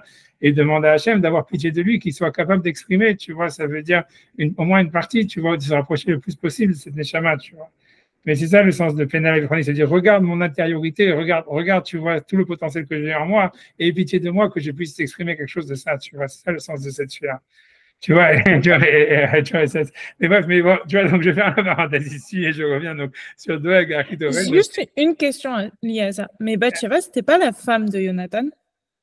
Non, Bathsheba, c'était la femme d'un type qui s'appelle Uriah Achiti. Uriah Achiti, voilà, a priori, c'est un citoyen lambda. Uriah Achiti, tu veux savoir dans le Midrash, ouais, si tu veux des questions, je réponds, moi, je sais, non, mais je veux dire, comment elle pouvait avoir 8 ans, du coup? Alors, la Gemara, elle parle beaucoup sur ça. C'est parce que, tu vois, pourquoi à 8 ans, il semblait comme elle est tombée enceinte aussi, tu vois. Et ça veut dire, la Gemara, elle dit qu'à l'époque, il tombait enceinte. La Gemara, justement, elle fait tout un calcul pour expliquer. Dafka, en fait, t'as raison que Bathsheba, c'était une fille d'Achitophel, je crois, d'un des chefs du Sanhédrin. C'est une grosse histoire. C'est pour ça aussi qu'un des chefs du Sanhédrin, parce que c'était sa fille qui avait été violée par David, tu vois. Ça veut dire, en plus en tant que femme mariée. Si tu veux, tu vois, ça veut dire. Je pense que Bathsheba, c'est la fille d'Achitophel, justement. Et donc, c'est une des raisons aussi pourquoi Achitophel a eu la haine à mort contre David et il voulait vraiment le massacrer. Et tu vois, tu vois, enfin bref, tu vois, elle était mariée avec Uriah Hitti, mais je lui cite ce midrash après j'arrête, parce que tu vois, c'est parce qu'il y a un midrash qui est peu connu sur, tu vois, d'où est-ce qu'il sort ce Uriah Hitti qui était marié avec Bathsheba. Et tu vois, ça veut dire, Stam, c'est peut-être que vous parlez de ce midrash, j'en sais rien, je réfléchissais dessus, je ne sais pas c'est quoi vraiment le sens, mais c'est un midrash qui est peu connu, mais qui est écrit, c'est que tu vois, c'est qu'il y a marqué que, parce qu'on dit que le vrai Shidour de David, c'était Bathsheba. Et la question aussi de savoir, c'est comment est-ce que quelqu'un peut se retrouver que son Shidour qu'il est marié avec quelqu'un d'autre, tu vois. Et tu vois, puisque la Gemara dit Rouya Bathsheba, David Amer, Hachetim et Bereshit, et tu vois, et ça veut dire, tu vois comment c'est possible, tu vois. Alors, tu vois, tu vois, là-bas, il y a un midrash qui dit, le midrash il dit que quand David il s'est battu contre Goliath, ça veut dire, David après il a pris l'épée de Goliath pour lui couper la tête.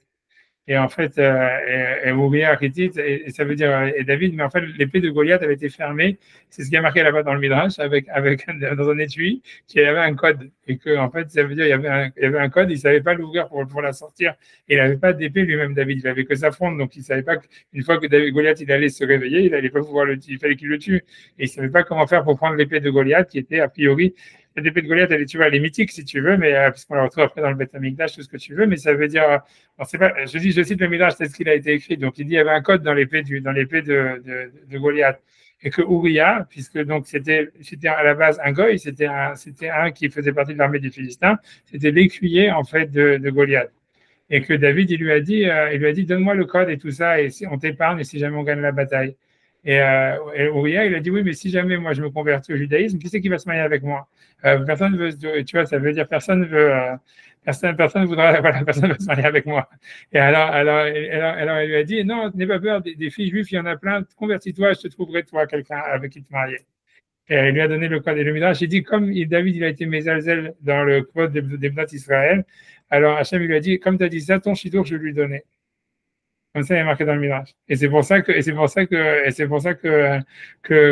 si tu veux, il se retrouvait avec cette histoire-là. C'est ce qui est marqué dans le Midrash. Je ne sais pas c'est quoi le sens de ce Midrash, mais c'est comme tu m'as posé la question. Bathsheba, c'était la femme de non, Bathsheba, c'était la femme de cet écuyer, de ce converti Goy, qui était Uriah Hitti, qui était en fait l'écuyer à la base de Goliath, qui a, a priori, trahi son maître, ou j'en sais rien, tu vois, à part une promesse de David, que si tu veux, on a l'impression que se promettait des femmes comme ça, puisque Shaoul, il promettait sa fille à celui qui est Goliath, lui, il promet une fille à celui qui va lui donner l'épée, j'en sais rien, tu vois. Non, mais du coup, non, ma question, c'est juste comment elle pouvait avoir 8 ans. Après, ça a tout un calcul dans la Gemara. On voit que, tu vois, comme c'était une fille d'Achitophel, comme il est marqué dans le verset, que finalement, elle avait plus. Si tu regardes la Gemara, c'est pas marqué dans le texte de la Torah explicitement, mais la Gemara dit ça. Elle prouve de ça qu'ils avaient des enfants très jeunes à l'époque, tu vois. Puisque tu vois, elle va tomber enceinte, tu vois, elle tombe enceinte de la relation avec David, tu vois, du viol. Mais oui, c'est un viol. Je veux savoir vraiment si c'est un viol ou si c'est pas un viol, j'en sais rien.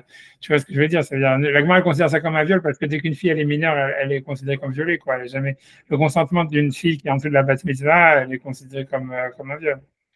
Tu vois, mais du coup, comment elle a eu l'autorisation de se marier avant ça, puisqu'elle était déjà mariée avant ça? C'est pourquoi le mariage était permis? C'est toute l'histoire, c'est pour ça que si tu veux, je raconte, tu connais l'histoire, c'est que David, il a vu Bathsheba, je sais pas ce qu'il a, tu vois, il a complètement été, je sais pas, c'est pas comme aujourd'hui, c'est comme dire un obsédé sexuel, tu vois, il lui a sauté plus ou moins, elle était sur son toit, en train de se laver, je sais pas, tu vois, lui l'a vu, a priori, hop, tu vois, il a complètement, il a sauté dessus, grosso modo, il a violé, quoi, grosso modo. Après ça, elle est tombée enceinte. Donc, elle était mariée, et tu vois, et donc, Shaoul ne connaissait pas ça, ça veut dire ça, c'est dans le texte du Tanakh, hein, Non, mais non, moi, ce que je comprends pas, c'est comment elle pouvait être mariée avant sa bat mitzvah. Comment c'est pas les D'après la Torah, tu peux te marier à partir de 3 ans. Ça veut dire, ça veut dire, il y en a plein qui disent que quand elle s'est mariée, elle avait 3 ans, un truc comme ça. Il y a plein de midrashim comme ça, quand tu fais les calculs et tout ça, etc. Ça veut dire mais c'est parce que les femmes à l'époque, elles étaient matures bien plus tôt, c'est ce qu'on te dit. Les femmes, elles tombaient enceintes à 7 ans, et avaient tu vois, des grands-mères. Maintenant, comment ça c'est parce que la nature, elle a changé, tu vois ce que la a dit, mais on voit ça, ça veut dire. Qu'est-ce que je te dis, tu vois, ça veut dire, whatever. Qu'est-ce que je sais pas quoi te dire, mais c'est d'après la halakha, une femme, elle peut se marier à 3 ans, à partir de 3 ans, une femme, elle peut se marier. Et c'était fréquent, ça arrivait, tu vois. Ça veut dire, c'était des mariages arrangés, en fait. Plus ou moins, tu vois, ça veut dire, peu importe, c'était le père qui faisait le mariage, tu vois, des trucs comme ça, tu vois, c'était comme ça. Et c'était, voilà, tu vois, ça veut dire, c'est après ça, une sorte de. Ne posez pas la question, honnêtement, ça a changé. Ce que je veux dire, tu vois, ça a changé, mais ça veut dire, on te dit, là, il dit, quoi. Aujourd'hui, il n'y a plus de femmes qui tombent enceintes à 7 ans ou à 6 ans, tu vois, à l'époque, c'était courant. Je te dis, tu vois, j'en sais rien. As you ask me, je sais pas, tu vois. Je pense que Rivka, dans la Torah, quand tu fais le calcul, elle avait 3 ans quand elle s'est mariée. Tu vois, et c'est tout, tu vois, je veux dire, on sait rien, va savoir. Tu vois, ça veut dire c'est compliqué le rapport à. Comment elle a servi de l'eau avec au chameau, ça tient pas la route. Ah, whatever. Parce que regarde, lis le texte, tu as fait le ménage, c'est parce que tu as pris, oui, ils étaient physiquement plus forts. Tu vois bien, ils vivaient beaucoup plus longtemps. Tu vois ce que je veux dire? Qu'est-ce que tu veux savoir? Est-ce que tu veux dire que les années d'avant, c'était pas les années d'aujourd'hui? Tu peux faire ce que tu veux, mais a priori, la logique, c'est que simplement, si tu veux, ça veut dire, on sait que il y a eu beaucoup d'évolution. Si tu veux, il y a de l'évolution. Ça veut dire, voilà, les femmes, elles tombent enceintes beaucoup plus tôt. J'en sais rien, moi, j'y étais pas. Mais selon la tradition orale que nous, on a, c'est comme ça. Ça veut dire. Ce que je te dis. Il y a eu beaucoup d'évolution, si tu veux. Il y a des choses, tu vois, que nous, on sait clairement, tu vois, qu'ils ont changé. Ça veut dire, tu vois, c'est-à-dire, ce que je te dis. Il y a eu beaucoup d'évolution. Ça veut dire, morphologiquement, on sait, tu vois, qu'il y a eu beaucoup d'évolution dans le corps de la femme, même dans les derniers, ça veut dire, même depuis l'époque d'Agmara, pour te dire, si tu veux, ça veut dire, on sait.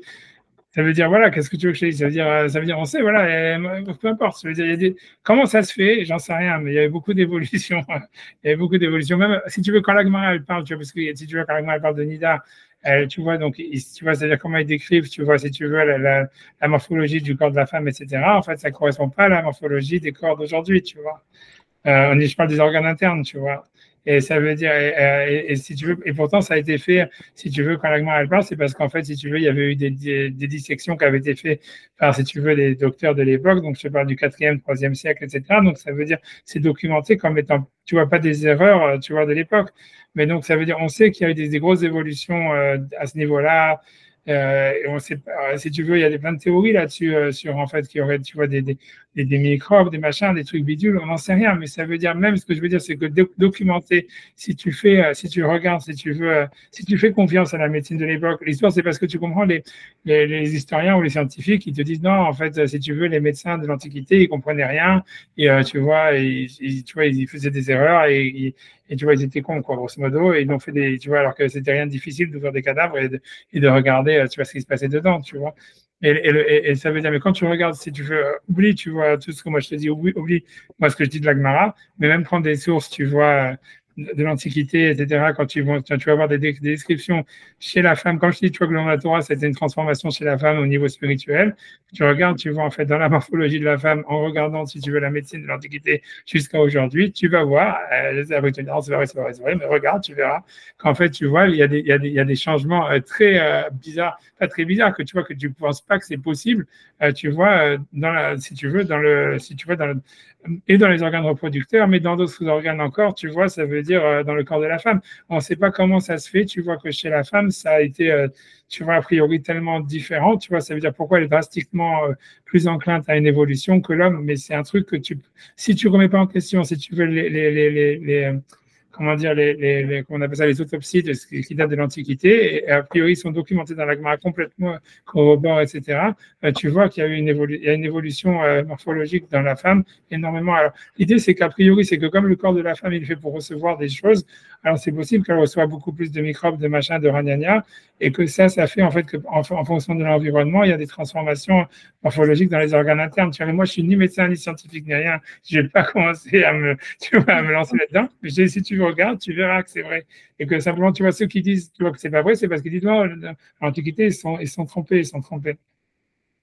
Mais c'est pour ça que je te dis que, avant ça, tu vois, au niveau des femmes qui tombent enceintes beaucoup plus tôt, de tous ces machins-là, etc., la fertilité, beaucoup, beaucoup de changements. Tu vois, même aujourd'hui, tu vois, donc, whatever, tu vois, je veux dire, je pense que là, c'est complètement hors sujet. Et je reviens là, j'ai rien dans la vie. Voilà, mais, donc, j'espère que je vais avancer. Vous avez raison que Bathsheba, je crois que c'est la fille d'Achitophel, donc on revient sur Achitophel. Donc, tout cela, c'était des types, tout ça, c'est à cause de Elisha Ben Avouya, tout ça à cause du Rakia. Mais bon, j'avance quand même, tu vois, donc ça veut dire donc voilà, donc ces trois types-là, tu vois, donc en fait, ils étaient donc en fait, on n'en a que deux ici, Doeg, Varitophel. Donc ils étaient, si tu veux, ils étudiaient la Torah et c'était eux qui comptaient. Ça veut dire, selon la Gemara, elle interprète que le verset dans Isaïe, il fait référence à ces rabbanim-là qui étaient qui comptaient là, c'est-à-dire qui comprenaient le poids de chaque mitzvah de la Torah, qui pouvaient compter les lettres de la Torah, qui pouvaient avoir, tu vois, donc faire des réflexions sur des réflexions théoriques, sur comment dire, voilà, des trucs, là, des avions qui volent, quoi. Enfin, on parle de les tours volantes, ouais. Ça veut dire des tours qui volent dans l'air. À Outnan, et sur ça, et malgré tout, la Mishnah, elle dit sur eux, Shlosham Melachim Barba Idiotot, elle-même Chevek L'Olam Haba. Il y a trois rois, et on sait pas notre sujet du tout, et quatre idiototes, quatre qui sont pas rois, qui n'ont pas de part dans le monde futur. Et en fait, parmi les quatre qui n'ont pas partie dans le monde futur, il y a ces deux-là. Il y a Doeg et Achitophel. Et donc, l'idée, c'est pourquoi lui pleure, parce que toute l'histoire, c'est pourquoi est-ce que Rav Yehuda, il pleure alors qu'il sourit tout le temps normalement. Il dit, Anan mat Alan. Ça veut dire, lui, il s'est dit, qu'est-ce qui va se passer sur nous? Ça veut dire, nous, si on voit que des gens comme ça, qui a priori, c'était les plus grands géants de la Torah, en fait, c'était des mecs qui n'ont pas de part dans le monde futur et qui sont considérés comme des ordures. Et tu vois, ça veut dire des mecs, tu vois, qui ont été néfastes pour le clan d'Israël, pour l'histoire, au point où on dit qu'ils n'ont pas de part dans le Ramaba, puisqu'en fait, grosso modo, ce qu'ils ont fait, c'est qu'ils ont fait toujours des complots contre David et qu'ils ont plus ou moins, ils sont certainement, tu vois, à la base de guerre civile, tu vois, si tu veux, des choses pareilles. Donc, tu vois, ça veut dire, bref, donc ils ont, c'est ce que je veux dire. En tout cas, la Gemara, la Mishnah, elle dit qu'on a une traduction qu'ils n'ont pas de part dans la Ramaba. Donc, Rav Yehuda, il s'est dit, voilà, nous, qu'on étudie la Torah toute la journée, mais qu'on a un niveau bien inférieur à eux, comment est-ce que nous, on va s'en sortir, tu vois? C'est ce que ça veut dire. Ça veut dire, tu vois, Manive Alan, qu'est-ce que nous, on va faire? C'est voilà, on est au collège et on va arriver, on n'aura pas de collège là-bas. C'est comme si on dit tout ce que les Chilonim disent sur nous, c'est vrai, tu vois. Alors, donc il dit Shinena, donc il a répondu, il dit Shinena, Tina ita benivam. Ça veut dire, il lui répond, il lui dit, ceux-là, ça veut dire Shinena, quand il fait celui qui a des longues dents, ceux-là, ils avaient la haine dans leur cœur. Et dans le sens que, tu vois, en fait, la Torah, ça devrait te purifier. Normalement, ça veut dire c'est impossible, en fait, que la Torah ne te bonifie pas et que l'étude de la Torah ne te purifie pas. Mais ceux-là, c'est au moment où ils avaient commencé à étudier, il y avait quelque chose que l'Agma ne décrit pas. Elle appelle Tina, ça veut dire de la boue. Tu vois, c'est très difficile. Tu vois, même ce concept de Tina et Tabelibam, tu vois, la traduction de Tina, c'est la boue, mais tu vois, on peut regarder après dans Rachid, je regarde Rachid sur ce qu'ils sont là, mais que c'est pour ça qu'ils ont mal sorti. Je veux que je finis le paragraphe avant de regarder Rachid pour expliquer c'est quoi cette histoire de boue. Tu vois, tu vois, donc, parce que le paragraphe, elle dit, donc la suite, c'est Acher, donc l'Agma, elle demande, parce que c'est sur ça qu'on était parti, tu vois, Elisha Ben Avouya, puisque c'est de là qu'on parle, c'est de lui qu'on parle à la base. Donc, il dit Zemer Yevani, le Pasak Mipoumé. Donc, l'Agma, elle veut dire, c'est la même chose. Elisha Ben Avouya, il a étudié la Torah. Pourquoi la Torah, en fait, elle a rendu rachat? Et en fait, parce qu'il n'a pas vu, il a vu une séparation entre l'eau d'en haut et l'eau d'en bas, comme s'il y avait eu quelque chose de négatif dans sa Torah, tu vois, qui avait créé, voilà, qui avait donné ce truc-là, qu'il a coupé les plantations qu'on a dit, il a coupé les netiotes, c'est parce que Zema Yevani, le Pasak Mipoumé. Ça veut dire il chantait, même quand il étudiait, il chantait des chansons grecques. Tu vois, tu vois, c'est quoi l'histoire, tu vois. Alors que tu vois que on a l'impression que c'est vraiment, ça veut dire que là, la Gemara, elle est en train de parler, tu vois, c'est comme une sorte de plaidoyer pour l'obscurantisme en disant, voilà, il faut se fermer de la culture goy et que tu vois, comme Elisha Ben Avouya, lui, il était en contact avec la culture goy, c'est pour ça que la Torah, ça l'a complètement, tu vois, détruit. J'ai pas dit, tu vois, j'ai pas dit que c'était ça l'explication, mais en tout cas, quand tu lis la Gemara dans le sens littéral, on a l'impression que c'est ça ce que ça veut dire.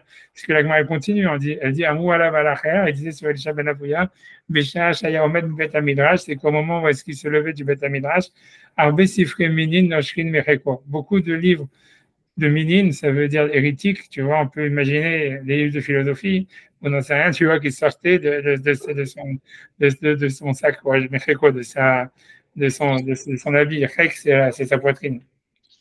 qui sortait de sa poitrine. Mais tu vois, tu vois, ça veut dire, tu vois, bref, tu vois. Alors, tu vois, je veux dire, j'en sais rien. Tu vois ce que ça veut dire? Ça veut dire qu'en fait, il faut étudier la Torah sans avoir aucune influence extérieure. Tu vois, c'est bizarre, tu vois. Mais en tous les cas, je sais pas, 2 secondes, je pense, parce que la 2 secondes, si la, parce que la continue par la suite. Bon, on peut continuer. Tu vois, rien que je veux regarder simplement Rachid sur Tina et Abelibam, parce que je me rappelle, si mes souvenirs sont bons, que Rachid disait quelque chose. J'arrive 2 secondes. Tu vois, Rachid dit sur Moarba et Diotot, c'est Bilham de Achitophel Vegachazi. Bon, peu importe, on ne va pas commencer à rentrer dans les deux autres, mais qui n'ont pas de part dans le Lamaba. Mais Tina et Abelibam, Rachid dit rien ici. Enfin, il dit Rechaim Ayumi Mehem. Ils étaient des Rechaim depuis le début. Okay. Ah, mais il n'y a pas un frère alors, du coup, dans le qui a pas de. Pourtant, on a dit qu'il n'avait pas de part non plus. Oui, parce que lui, on dit qu'il a une part d'Afrique. Lui, on dit, puisque on a bien vu qu'il est monté dans l'Amaba, puisque c'est, il a fait sortir il a fait aller en enfer, et après, Rabbi Yochanan, il a fait entrer dans le Gan Eden. Donc, a priori, Elisha Ben Avouya, lui, il a une part dans le monde futur. Mais tu vois, ce qui intéresse l'Agma, tu vois, voilà, c'est ça. Mais l'Agma, je veux dire, tu vois, ce qui est super bizarre, c'est que, tu vois, c'est qu'on a l'impression que c'est comme si, tu vois, je vais continuer l'Agma. Attends, je vais faire Rachid, 2 secondes, je vais faire Rachid, parce que je sais pas, Rachid, tu vois, ça veut dire. Ça veut dire quoi, Rachid? J'ai pas compris. Ça veut dire quoi, they were evil from there? Ouais, non, je suis d'accord avec toi, c'est parce que je suis d'accord avec toi. Ça veut dire, non, parce que tu vois, moi je voulais savoir qu'est-ce que ça veut dire, puisque l'Agma a dit, ils avaient de la boue dans leur cœur. Tu vois, Tina et Tabelibam, ça veut dire, there was mud, tu vois, ils ont traduit en anglais, in their hearts. Et tu vois, Rachid te dit, moi je pensais qu'Rachid allait dire quelque chose, tu vois, il allait dire, il dit non, c'était mauvais depuis le début, ça veut dire, mais tu vois, donc ça veut rien dire ce qu'il dit Rachid. On a l'impression que ça veut dire, ouais, ils avaient une mauvaise intention, oui. Parce que comment dire, cette expression d'avoir de la boue dans le cœur, c'est une expression du Talmud que tu retrouves à plusieurs endroits. Ça veut dire, c'est pas le seul endroit. Ça veut dire des gens intrinsèquement méchants? C'est pas possible. Je me rappelle que tu vois, la Gemara dit sur ailleurs, c'est pour ça que je ne me rappelle plus, je croyais que c'était Rachid qui disait ici, mais je n'ai pas envie de faire de la recherche maintenant parce qu'on on va tellement là, on va tellement en circonvolution, on va tellement oui que je dis, ça se dit d'ailleurs, oui, moi quand on s'incline. Mais si mes souvenirs sont bons, je me rappelle que Tina, Rachid, à un moment, dans un autre endroit, il dit la haine, il dit avoir de la haine. Tu vois, c'est qu'ils avaient de la sina, ils avaient de la haine. Et tu vois, moi, je me rappelle un truc comme ça, tu vois, ça veut dire, mais tu vois, l'Agma, elle utilise ça beaucoup sur plein d'autres choses, tu vois, tu vois, des fois, l'Agma, elle parle justement, elle dit, quand elle parle, par exemple, d'un mec qui, tu vois, quand elle essaie de faire d'analyser pourquoi les viols, dans les cas des viols, l'Agma, elle dit, ouais, en fait, parce qu'elle utilise cette même expression, c'est-à-dire son cœur, il fait monter de la boue. Et là, les bouts, ça veut dire son cœur, il fait monter de la boue. Je ne sais pas ce que ça veut dire, mais c'est pour ça que j'ai une expression, ça veut dire que tu pourrais, dans le Talmud, que tu vois, qu'on retrouve pas mal de fois, en fait, tu vois, mais je ne sais pas quel est le sens tu vois, de ça. Tu vois, c'est ça l'idée. On a l'impression. Je ne sais pas ce que c'est, tu vois, c'est pour ça que je voulais me demander est-ce que Rachid va dire quelque chose, tu vois, mais Rachid, donc il dit Rechaim Ayum, il n'explique rien en disant ça, tu vois, a priori. Enfin, je sais pas, pour moi, il dit intrinsèquement mauvais. Hein.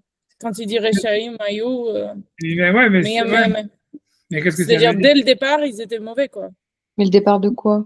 Ouais, d'avant d'étudier, c'est ce que ça veut dire, avoir leur contact au judaïsme, quoi. C'est ce que ça veut dire. Puisque tu comprends, la question de la Gemara, c'est de savoir comment est-ce que la Torah, ça va pas te transformer. L'idée, si tu veux reprendre le sujet qu'on a vu, on t'a dit, voilà, la Torah, ça te transforme. On a vu même, voilà, on a dit que les femmes, au moment du Arsinaï, elles sont transformées génétiquement, que maintenant, si tu veux, elles ont été purifiées, et que dès qu'avoir des enfants sont des juifs, quoi qu'il arrive, tu vois, ça leur enlève le venin du serpent, tout ce que tu veux. Donc, ça veut dire, la Torah, quand tu reçois la Torah, ça te transforme de fond en comble. Et donc, normalement, tu vois, la question de l'Agma, elle dit, en fait, comment c'est possible? Tu vois, ce qu'elle est en train d'interroger ici, c'est comment quelqu'un qui étudie la Torah, qui est déjà un Talmid Chacham, qui étudie la Torah, et Elisha Ben Avouya, ça ne semble pas être le pire, puisqu'elle te donne 2 autres exemples dans l'histoire de types qui étudient la Torah, qui étaient des très grands savants, peut-être même les plus grands, et qu'on te dit, non, ils n'ont pas de part dans le Olam, c'était des ordures, si tu veux, bref, tu vois, comment la Torah, elle les a pas transformés? C'est ça la question, tu vois, ou comment même, c'est plus qu'elle les a pas transformés, c'est comment est-ce qu'en fait, on a l'impression que ça a eu un impact négatif sur eux. Et c'est pour ça qu'elle te dit, ouais, non, en fait, ils avaient de la boue dans leur cœur. Elle te dit, voilà, et Elisha Ben Avouya, même si lui, il a une part dans le monde futur grâce à ses élèves, ça veut dire qu'en fait, il n'a pas un impact tellement négatif comme les 2 autres. Mais en tous les cas, lui aussi, c'était quoi la boue? Elle te dit, c'est parce qu'il écoutait des chansons grecques et parce qu'il avait des livres d'hérétiques dans sa bibliothèque, quoi. Hein, je sens qu'il sortait de ses trucs. Donc, tu vois, Je sais pas, ça veut dire, ça m'interpelle parce que tu te dis, ouais, c'est vraiment un appel à si tu veux, à l'obscurantisme, tu vois, ça voudrait dire, en fait, si tu acceptes la Torah, il faut que tu fasses table rase de tout ce qui est à l'extérieur et que tu dises, ouais, et avoir aucun contact avec la culture ambiante, tu vois. Non, mais je sais pas. Moi, j'ai l'impression que le problème pour Acher, c'est que c'était pendant qu'il était au Beth Midrash, parce qu'il y a écrit Bécha'a Shaya Omet Bemet Midrash, c'est-à-dire s'il le fait à l'extérieur.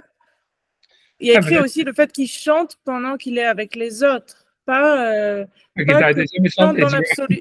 Qui chantait tout le temps, chantait quelque chose. Non, mais ce que je veux dire, qu'il chante des trucs. J'ai l'impression que le problème, c'est qu'il le fait pendant qu'il est au Beth Midrash, c'est-à-dire qu'il le fait pendant les heures.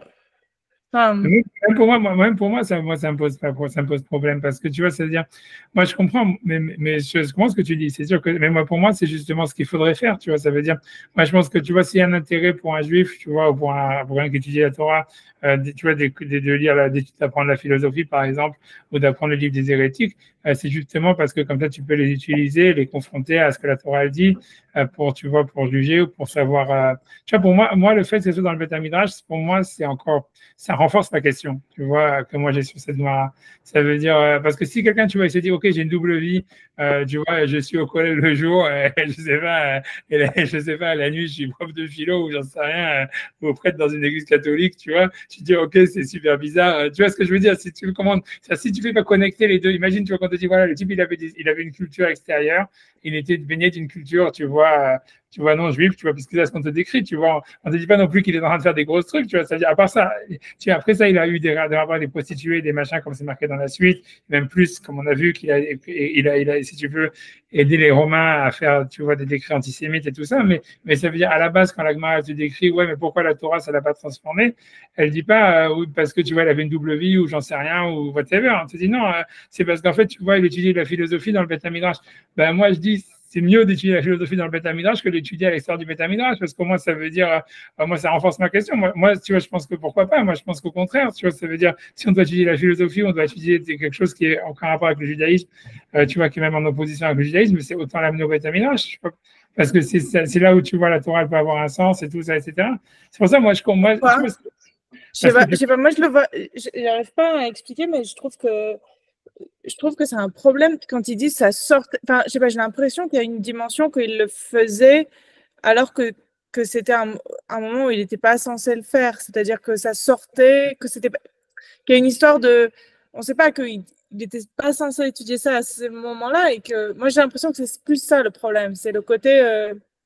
Peut-être, je sais pas, mais pour moi, c'est bizarre, tu vois. Pour moi, si tu veux, mais c'est sûr que ce que tu dis, c'est sûr que ce que l'AGMA essaie de dire, c'est ça. Mais moi, j'arrive, j'ai du mal à, si tu veux, comment dire, à cerner ça, parce que, tu vois, moi, j'ai l'impression, je veux dire, parce que je sais pas, ça dépend des personnes, mais moi, ce que je veux dire, moi, tu vois, c'est-à-dire, moi, j'ai une nature, tu vois, hyper naïve, on va dire, tu vois. Et donc, tu vois, moi, ça veut dire, moi, si jamais j'étudie la Torah sans avoir une culture extérieure goy qui s'oppose à la Torah, je ne me posais aucune question. Je vais avaler tout cru, tu vois ce que je veux dire. Et moi, tu vois, moi, ça veut dire d'avoir un truc, tu vois, un background extérieur pour dire, voilà, tu vois, voilà, comment, je sais pas, Nietzsche dit ça et que la Gemara dit ça, par exemple. Alors, tu te dis, ah ouais, ça te pose une question. À ce moment-là, tu te dis, OK, comme j'ai la question, je vais chercher une réponse et je vais essayer de comprendre ce que la Torah, elle dit. Et en fait, tu vois, moi, je parle de mon point de vue à moi, tu vois, ça veut dire, ouais, mais c'est pour ça que moi, j'ai du mal à, tu vois, moi, ça me choque pas du tout. Moi, au contraire, justement, le fait de dire, il y a de l'eau, ça veut dire, il y a de l'eau en haut, il y a de l'eau en bas, comme s'il y aurait une science profane, il y aurait une science kadosh. Moi, tu vois, j'arrive pas à avoir cette distinction, tu vois. Moi, je me dis, non, en fait, tu vois, et puis même Maïmonide, tu vois, c'est la même chose, tu vois, c'est-à-dire, il dit, voilà, on va prendre la science, et dans la science, on va voir l'unité d'Hachem, etc. Et tu vois, etc. Donc, tu vois, je veux dire, pour moi, tu vois, le fait que c'est dans le Beth Midrash, si on parle, tu vois, et on te dit pas non plus que c'est des livres, tu vois, des livres de minimes, tu vois, OK, c'est des livres de non-religieux ou même de type qui s'opposent à la Torah, mais moi, je pense au contraire, le fait de les amener dans le Beth Midrash, c'est quelque chose de hyper sain, tu vois, hyper bien. Moi, je sais pas, moi, je n'arrive pas à voir le mal là-dedans. Moi, au contraire, je vois que du bien là-dedans. Je pense que ça aurait été justement un problème si le type, il étudiait ça en secret et que tu vois que dans son cœur, il avait une double vie, tu vois, ça ouais, mais si tu vois, justement, tu l'enseignes, tu amènes ça en public pour, tu vois, justement, pour, à mon avis, pour confronter, je veux dire, en quoi ça peut être négatif, tu vois, je veux dire, tu vois, je sais pas, tu vois, je sais pas. Tu vois, je sais, tu vois, j'en sais rien. Moi, j'ai l'impression aussi, tu vois, que la Torah, ça s'applique toujours, en fait, à une culture extérieure. Je veux dire, ça veut dire, d'une certaine manière, je veux dire, ça veut dire, moi, je pense, tu vois, que ça veut dire chercher la Torah en disant, oui, je vais vivre la Torah et je vais être de la Torah. Et tu vois, et je fais table rase de toute ma vie autour de moi, et de toute mon origine, de, je sais pas, de tout ce qu'il y a autour de moi, etc., de toute ma nature, de ce que je suis. Tu vois, je pense pas, tu vois, que parce que je cherche une pureté à travers, tu vois, une transcendance, tu vois, comme ça, éthérée, tu vois, etc. Tu vois, j'ai du mal, tu vois, j'ai du mal à. Non, non, mais moi aussi, j'ai beaucoup de mal, parce que de toute façon, en plus, on se rend bien compte que le Talmud Bavli, il est Voilà, différent parce qu'eux aussi ils sont à Bavli et pas à Yerushalayim, mais qu'il y a des différences qui viennent juste de l'endroit où ils sont. Donc, ouais. je dis pas ça, moi j'ai l'impression que ce passage qui dit que le problème qu'il y avait avec Acher, c'était pas d'étudier les livres grecs, j'ai l'impression que c'était le fait que constamment, le fait qu'ils disent, j'ai oublié le terme, mais c'était un peu comme il se chantait à lui, il chantonnait à lui-même, quoi. J'ai l'impression. Il marmonne à lui-même. Il y a marqué, il chante, tu vois, Zemer Yevani, tu vois, si je me remets la Gemara, tu vois, la Gemara, tu vois, c'est Acher Maï. Zemer Yevani, ouais, donc c'est des chants. Ça veut dire, ouais, ok. Je non, sais mais pas, ça veut dire. C'est vraiment, moi, ça fait penser à Bnei ça, tu vois. Ça veut dire, attention, il ne faut pas avoir de relation avec tout ce qui est goy, quoi, t'écoutes les Beatles, ou je sais pas. Ah non, mais moi, je ne vois pas comme Bnei Brak, en fait. J'ai un peu l'impression que ça veut dire le problème, c'est qu'il le faisait constamment. C'est-à-dire que c'est comme si quelqu'un aujourd'hui allait au Beth Midrash et se mettait, je sais pas moi, du rap. Enfin, je veux dire, et c'est ça qui se chantonne pendant qu'il écoute. Ouais, je sais pas. Ça, tu dis, Ok, tu dis. Moi, j'ai l'impression qu'il y a un peu le problème que ça. On a l'impression que c'était le cœur de. Enfin, je sais pas. Que c'était constamment. C'est pas le problème d'avoir l'influence directe, c'était le problème qu'il le faisait. Enfin, qu'il le faisait au Beth Midrash. Ouais, on a l'impression que tu as raison, mais pour moi, moi, au contraire, moi, je sais pas, c'est sûr que la Gemara dit comme toi, c'est ce que la Gemara dit. De souvent, je me dis, peut-être, je peux regarder Rachid, de souvent, ce qui est sur Zémer Yevani, puisque j'ai pas vu ce que Rachid a dit, si Rachid dit quelque chose. De souvent, il dit, Zémer Yevani, il dit, Maya Acher Maï, mi pnema bali dekar, velo eginato alav. Zémer Yevani, l'homme pasak mi beto. Donc, lui, il a une autre garça. Nous, il y a marqué poumé, ça veut dire sa bouche. Rachid, il a la garça beto de sa maison. Et donc Rachid lui dit que c'est une autre histoire.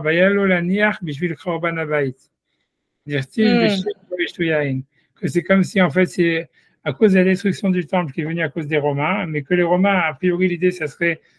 Lui dit, on a l'impression que c'est le chant en général, pas Yévanite en fait. C'était le chant tout court. Mais même on peut dire, peut-être c'est possible que ça veut dire le fait même que voilà, les Grecs, ils sont quand même responsables, tu vois, de la destruction du temple. Tu vois, c'est comme si quelqu'un, en fait, selon Rachid, ce serait comme si aujourd'hui quelqu'un. Non, ils ne sont pas responsables de la destruction du temple, les Grecs, non? Ils n'ont pas détruit. Il y a un Nabucodonosor, un les Romains, non? Eux, ils n'ont rien. Ils n'ont pas, mais ils sont pas responsables. Mais c'est comme si, tu vois, c'est comme. Moi, je comprends. C'est pas qu'ils ont, puisque les Romains, en fait, ils étaient quand même, tu vois, si tu veux, leur culture, elle était grecque, quoi, grosso modo. Tu vois, c'est comme si quelqu'un dirait, voilà, tu vois, je sais pas, c'est tout ce qui est associé au nazisme. Tu peux même dire Nietzsche, tu vois, ce que je veux dire. Tu peux dire Heidegger, j'en sais rien, je sais pas, parce que je prends des exemples, parce que moi, je truc, mais ça veut dire, tu vois, ça veut dire des types que tu vois que les Allemands ils aimaient beaucoup, je sais pas, que tu vois Marlène Dietrich ou j'en sais rien, tu vois, et quelqu'un, tu vois, est affectionnado de, tu vois, donc ça veut dire que pour lui, c'est l'histoire, c'est, tu vois, c'est pas en fait tu vois, c'est pas en fait que c'était la musique goy ou un truc comme ça, c'est que il y a eu la destruction du temple. Ça veut dire, il y a eu en fait, et lui, il était dans cette période-là où les Romains, ils ont fait des pogroms, ils ont tué des Juifs, etc., ils ont détruit le temple. Alors, ok, les Grecs, c'est pas les Romains, mais c'est eux leurs racines. Tu vois, ils sont très associés. Les Romains, c'était leur dieu, c'était les Grecs. Donc, en fait, si toi, tu sens une sorte d'amour pour cette culture, en fait, c'est quelque chose, tu vois, qui montre que tu as quelque chose de pourri en toi, quoi.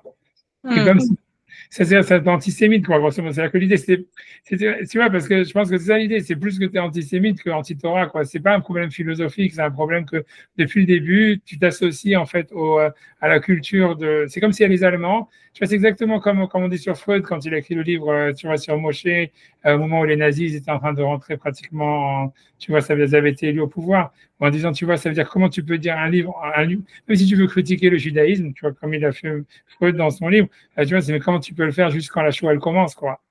Non, c'était avant, c'était avant. Mais c'est juste avant. Ça veut dire... Non, mais il a dit aussi qu'il avait regretté. Hein.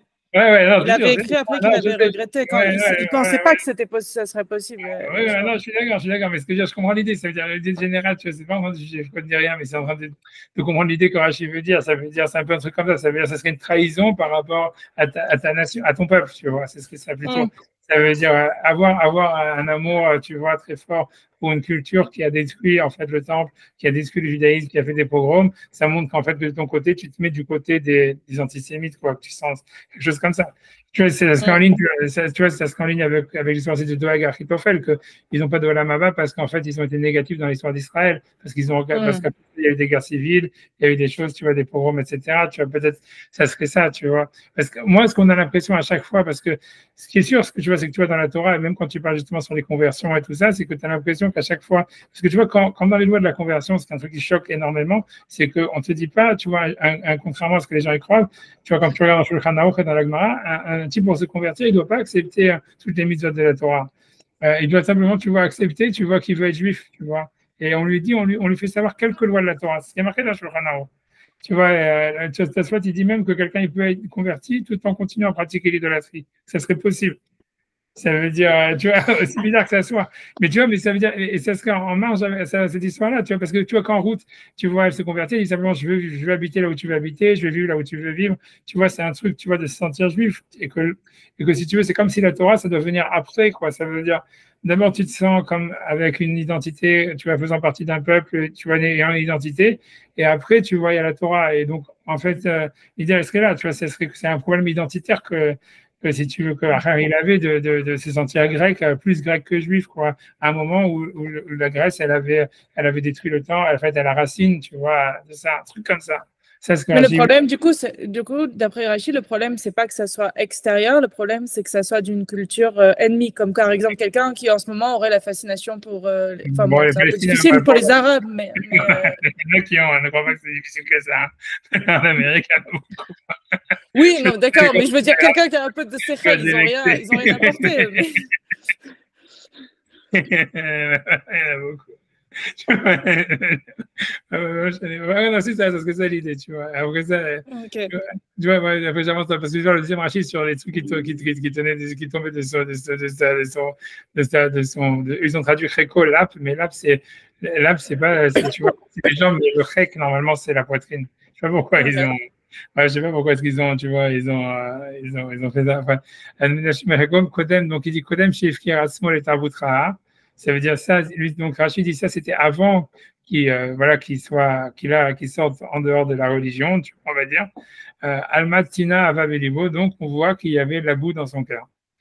Ouais, je pense que grosso modo, ouais, c'est vrai qu'il avait un amour, ça veut dire il amenait pas pour contredire, il amenait parce qu'il s'identifiait, ça serait ça l'idée, quoi. Alors pourquoi lui, il a eu sa part dans le Olam Haba?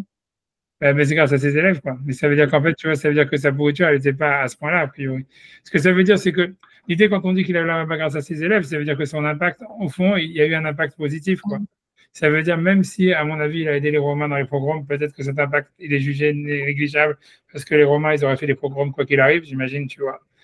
Tu vois, c'est un peu comme Torquemada et tout ça. Ça veut dire tous ces mecs-là qui ont collaboré, tous les Juifs, tu vois, qui ont collaboré avec, tu vois, même les capots de la guerre, tous ces machins-là, qui étaient des Juifs et tout ça. En fait, tu vois, leur impact, ça veut dire, je ne vais pas être la mescoute, mais je veux dire, leur impact, tu vois, il est quand même, enfin, si tu juges au niveau de l'histoire, tu vois, il est petit parce que, voilà, si c'était pas lui, ça aurait été un autre, tu vois ce que je veux dire. Si ça n'aurait pas été Torquemada, ils auraient trouvé un autre et donc, ok, tu les as aidés, c'est sûr que toi, tu es coupable parce que c'est toi qui l'as fait, quoi.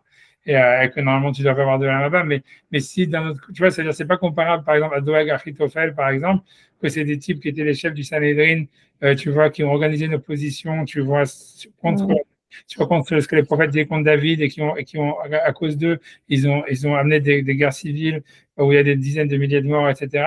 Là, tu peux dire, ok, même, tu vois, ça veut dire, ok, même s'il a violé ta fille ou un truc comme ça, tu vois, ça excuse pas et tu es responsable parce que sans toi, il n'y aurait pas eu ces guerres, quoi. Alors que, tu vois, j'imagine, tu vois, donc là, on peut dire, voilà, ce type-là, il n'a pas travaillé avec le Lamaba parce qu'en fait, on a l'impression que le Lamaba, c'est beaucoup l'impact que tu as eu sur l'histoire, tu vois, autour de toi, sur les gens autour de toi. Après ça, tu vois, ça veut dire, et que si ton impact, tu vois, ça veut dire, et donc, après, il a eu, on va dire, un impact négatif parce que, OK, il a aidé les Romains, il a tout ça, il a sûrement donné un mauvais exemple aussi, puisque, voilà, un rabbin qui devient non religieux, qui abandonne la Torah et qui, en plus, essaye, tu vois, de travailler pour le gouvernement ensuite, tu vois, comme on a vu, tu vois, ça veut dire pour essayer de faire des lois anti-Torah, c'est négatif, mais en fait, si d'un autre côté, il a eu des élèves, il a enseigné la Torah pendant, comme la fille, comme tu vois, comme Rabbi, comme tu vois, comme la fille de Elisha Ben Avouya, elle a dit à Rabbi, elle lui a dit, regarde sa Torah, ça veut dire sûrement que pendant des années, il a dû enseigner la Torah, quoi, il a dû plein d'élèves.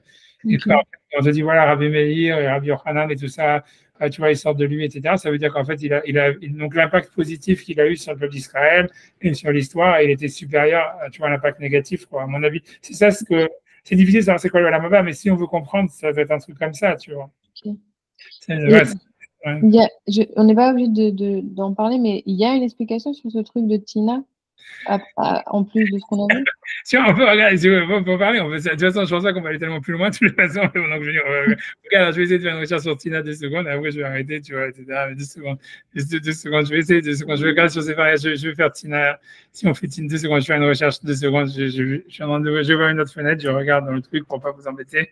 2 secondes. Et on fait. Pourquoi ce serait problématique de dire qu'ils étaient mauvais dès le départ? Il y a des gens qui sont forcément intrinsèquement mauvais. Ouais, je sais pas, moi j'y crois pas ça. Tu vois, je veux dire, c'est vrai que tu as raison, si tu veux, tu as raison dans ce que tu dis. La Gemara, elle dit que, je sais pas si c'est ici ou la Gemara, non, c'est dans Yoma, elle dit que Elisha, parce que la Gemara veut dire que Elisha Ben Avouya, il était mauvais même dans le ventre de sa mère. Et moi, elle va le dire, tu vois, ça veut dire, tu vois, tu veux qu'on peut trouver ça, si tu veux, ça c'est encore un autre Gemara, mais tu as raison que la Gemara, elle dit ça. Tu vois, 2 secondes, si tu veux ça, c'est 2 secondes. Je vais essayer, je vais te ramener si tu veux, on peut faire cette Gemara-là, parce que 2 secondes. 2 secondes, 2 secondes, 2 secondes, 2 secondes. Mais moi, j'y crois pas. Moi, je me refuse à cette interprétation. Mais tu as raison, si je te prends 2 secondes. 2 secondes, 2 secondes. Ça a beaucoup plus de sens. Est-ce que tu vois.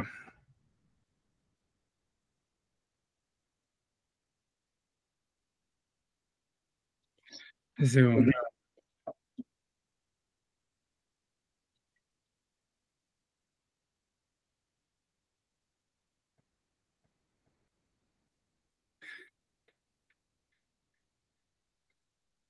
Oui, j'avais retrouvé. Hein.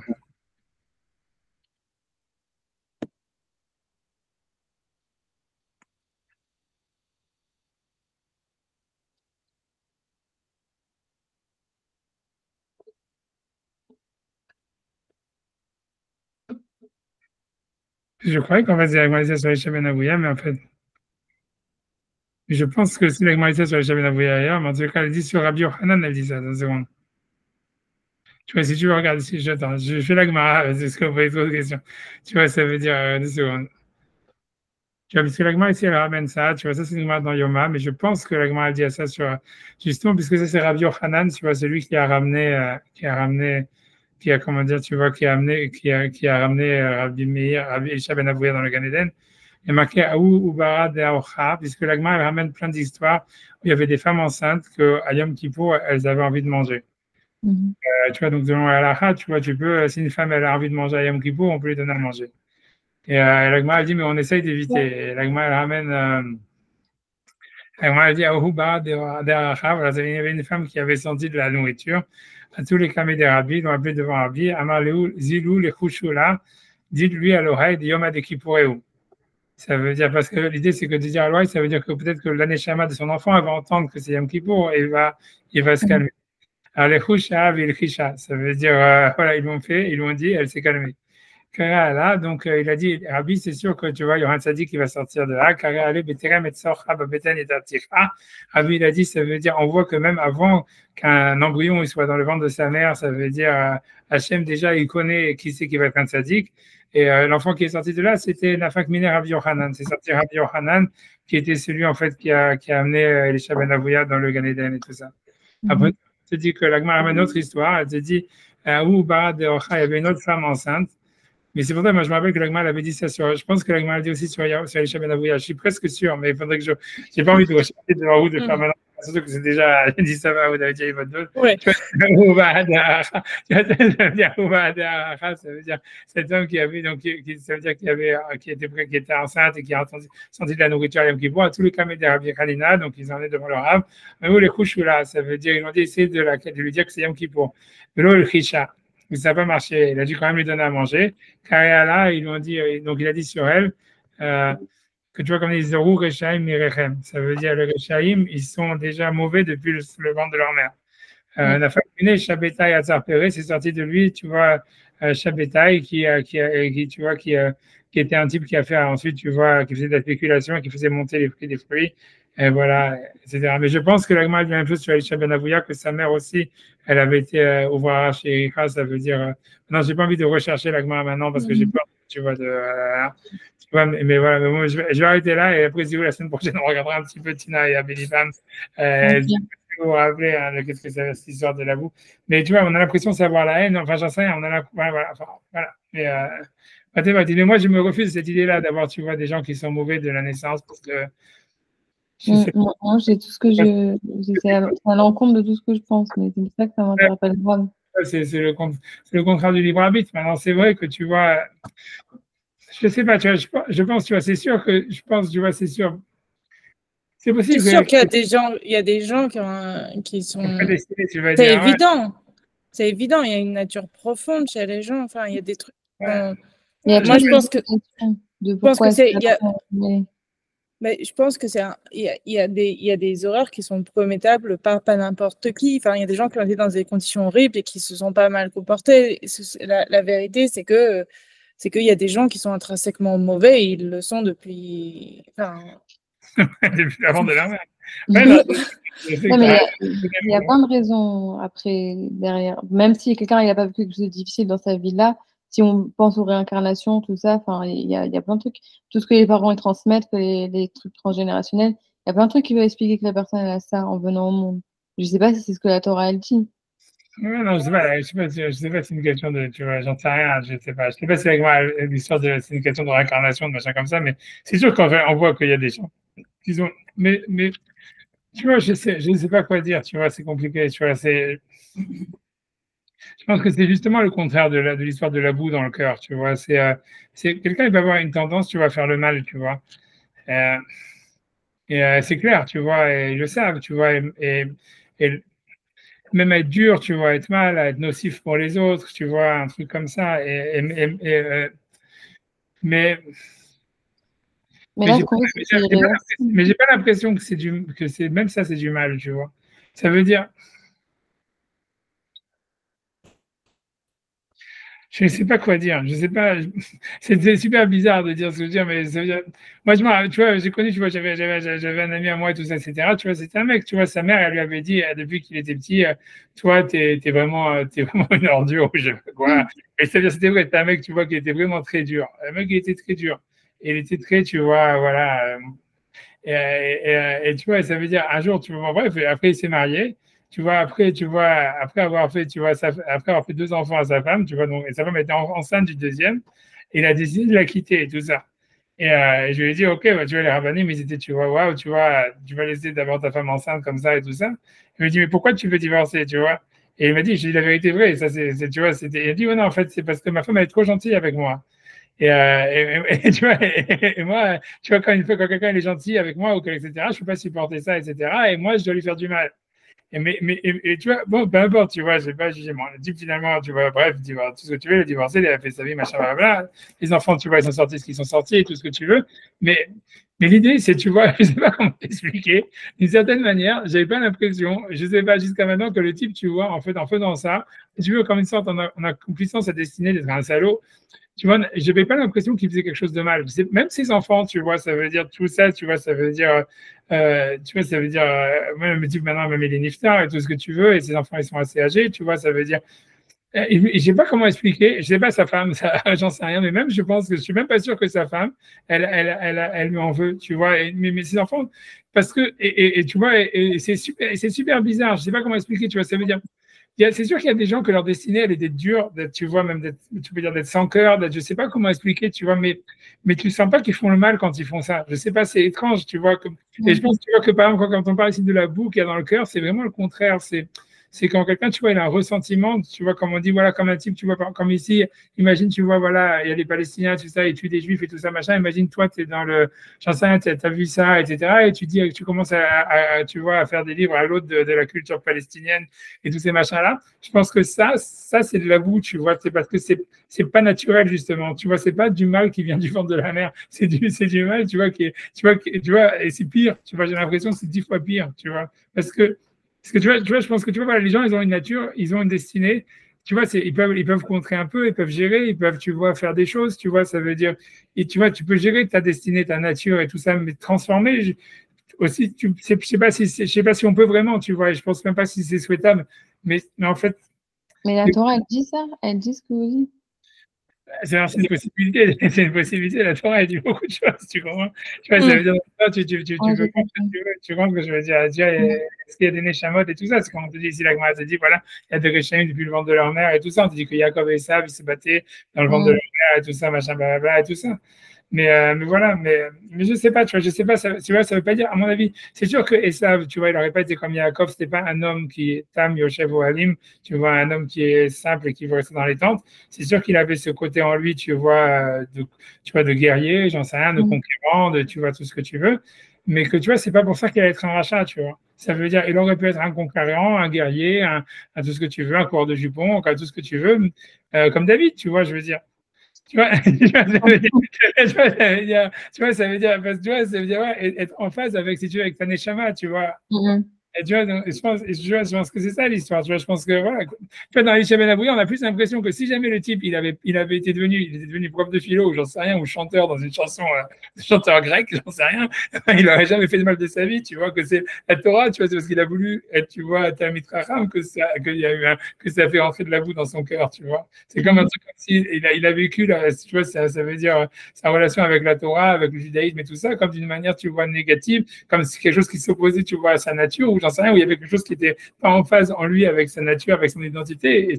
Et c'est ça ce qui a fait que c'est devenu une bombe atomique, tu vois, un truc comme ça. Tu vois, c'est ça ce qu'on a l'impression, tu vois, c'est ça le. Tu vois, j'en sais rien, tu vois, whatever it is, tu vois, Je comprends, mais c'est intéressant de voir s'il y a des sources de ça dans la Torah. bon, ça, il y a beaucoup, mais je veux dire, j'ai pas envie de partir, tu vois, trop. Ah, bien sûr, on est là, on va le faire. J'ai envie de continuer le Raki, on va avancer, et puis voilà, mais c'est comme vous voulez. Voilà, tous les cas, voilà, je vous laisse tranquille et je vous dis. Merci beaucoup. Merci à vous. Merci beaucoup. Allez, Bonne soirée. bonne soirée, bonne semaine, à bientôt. Allez, bye. À bientôt. Allez.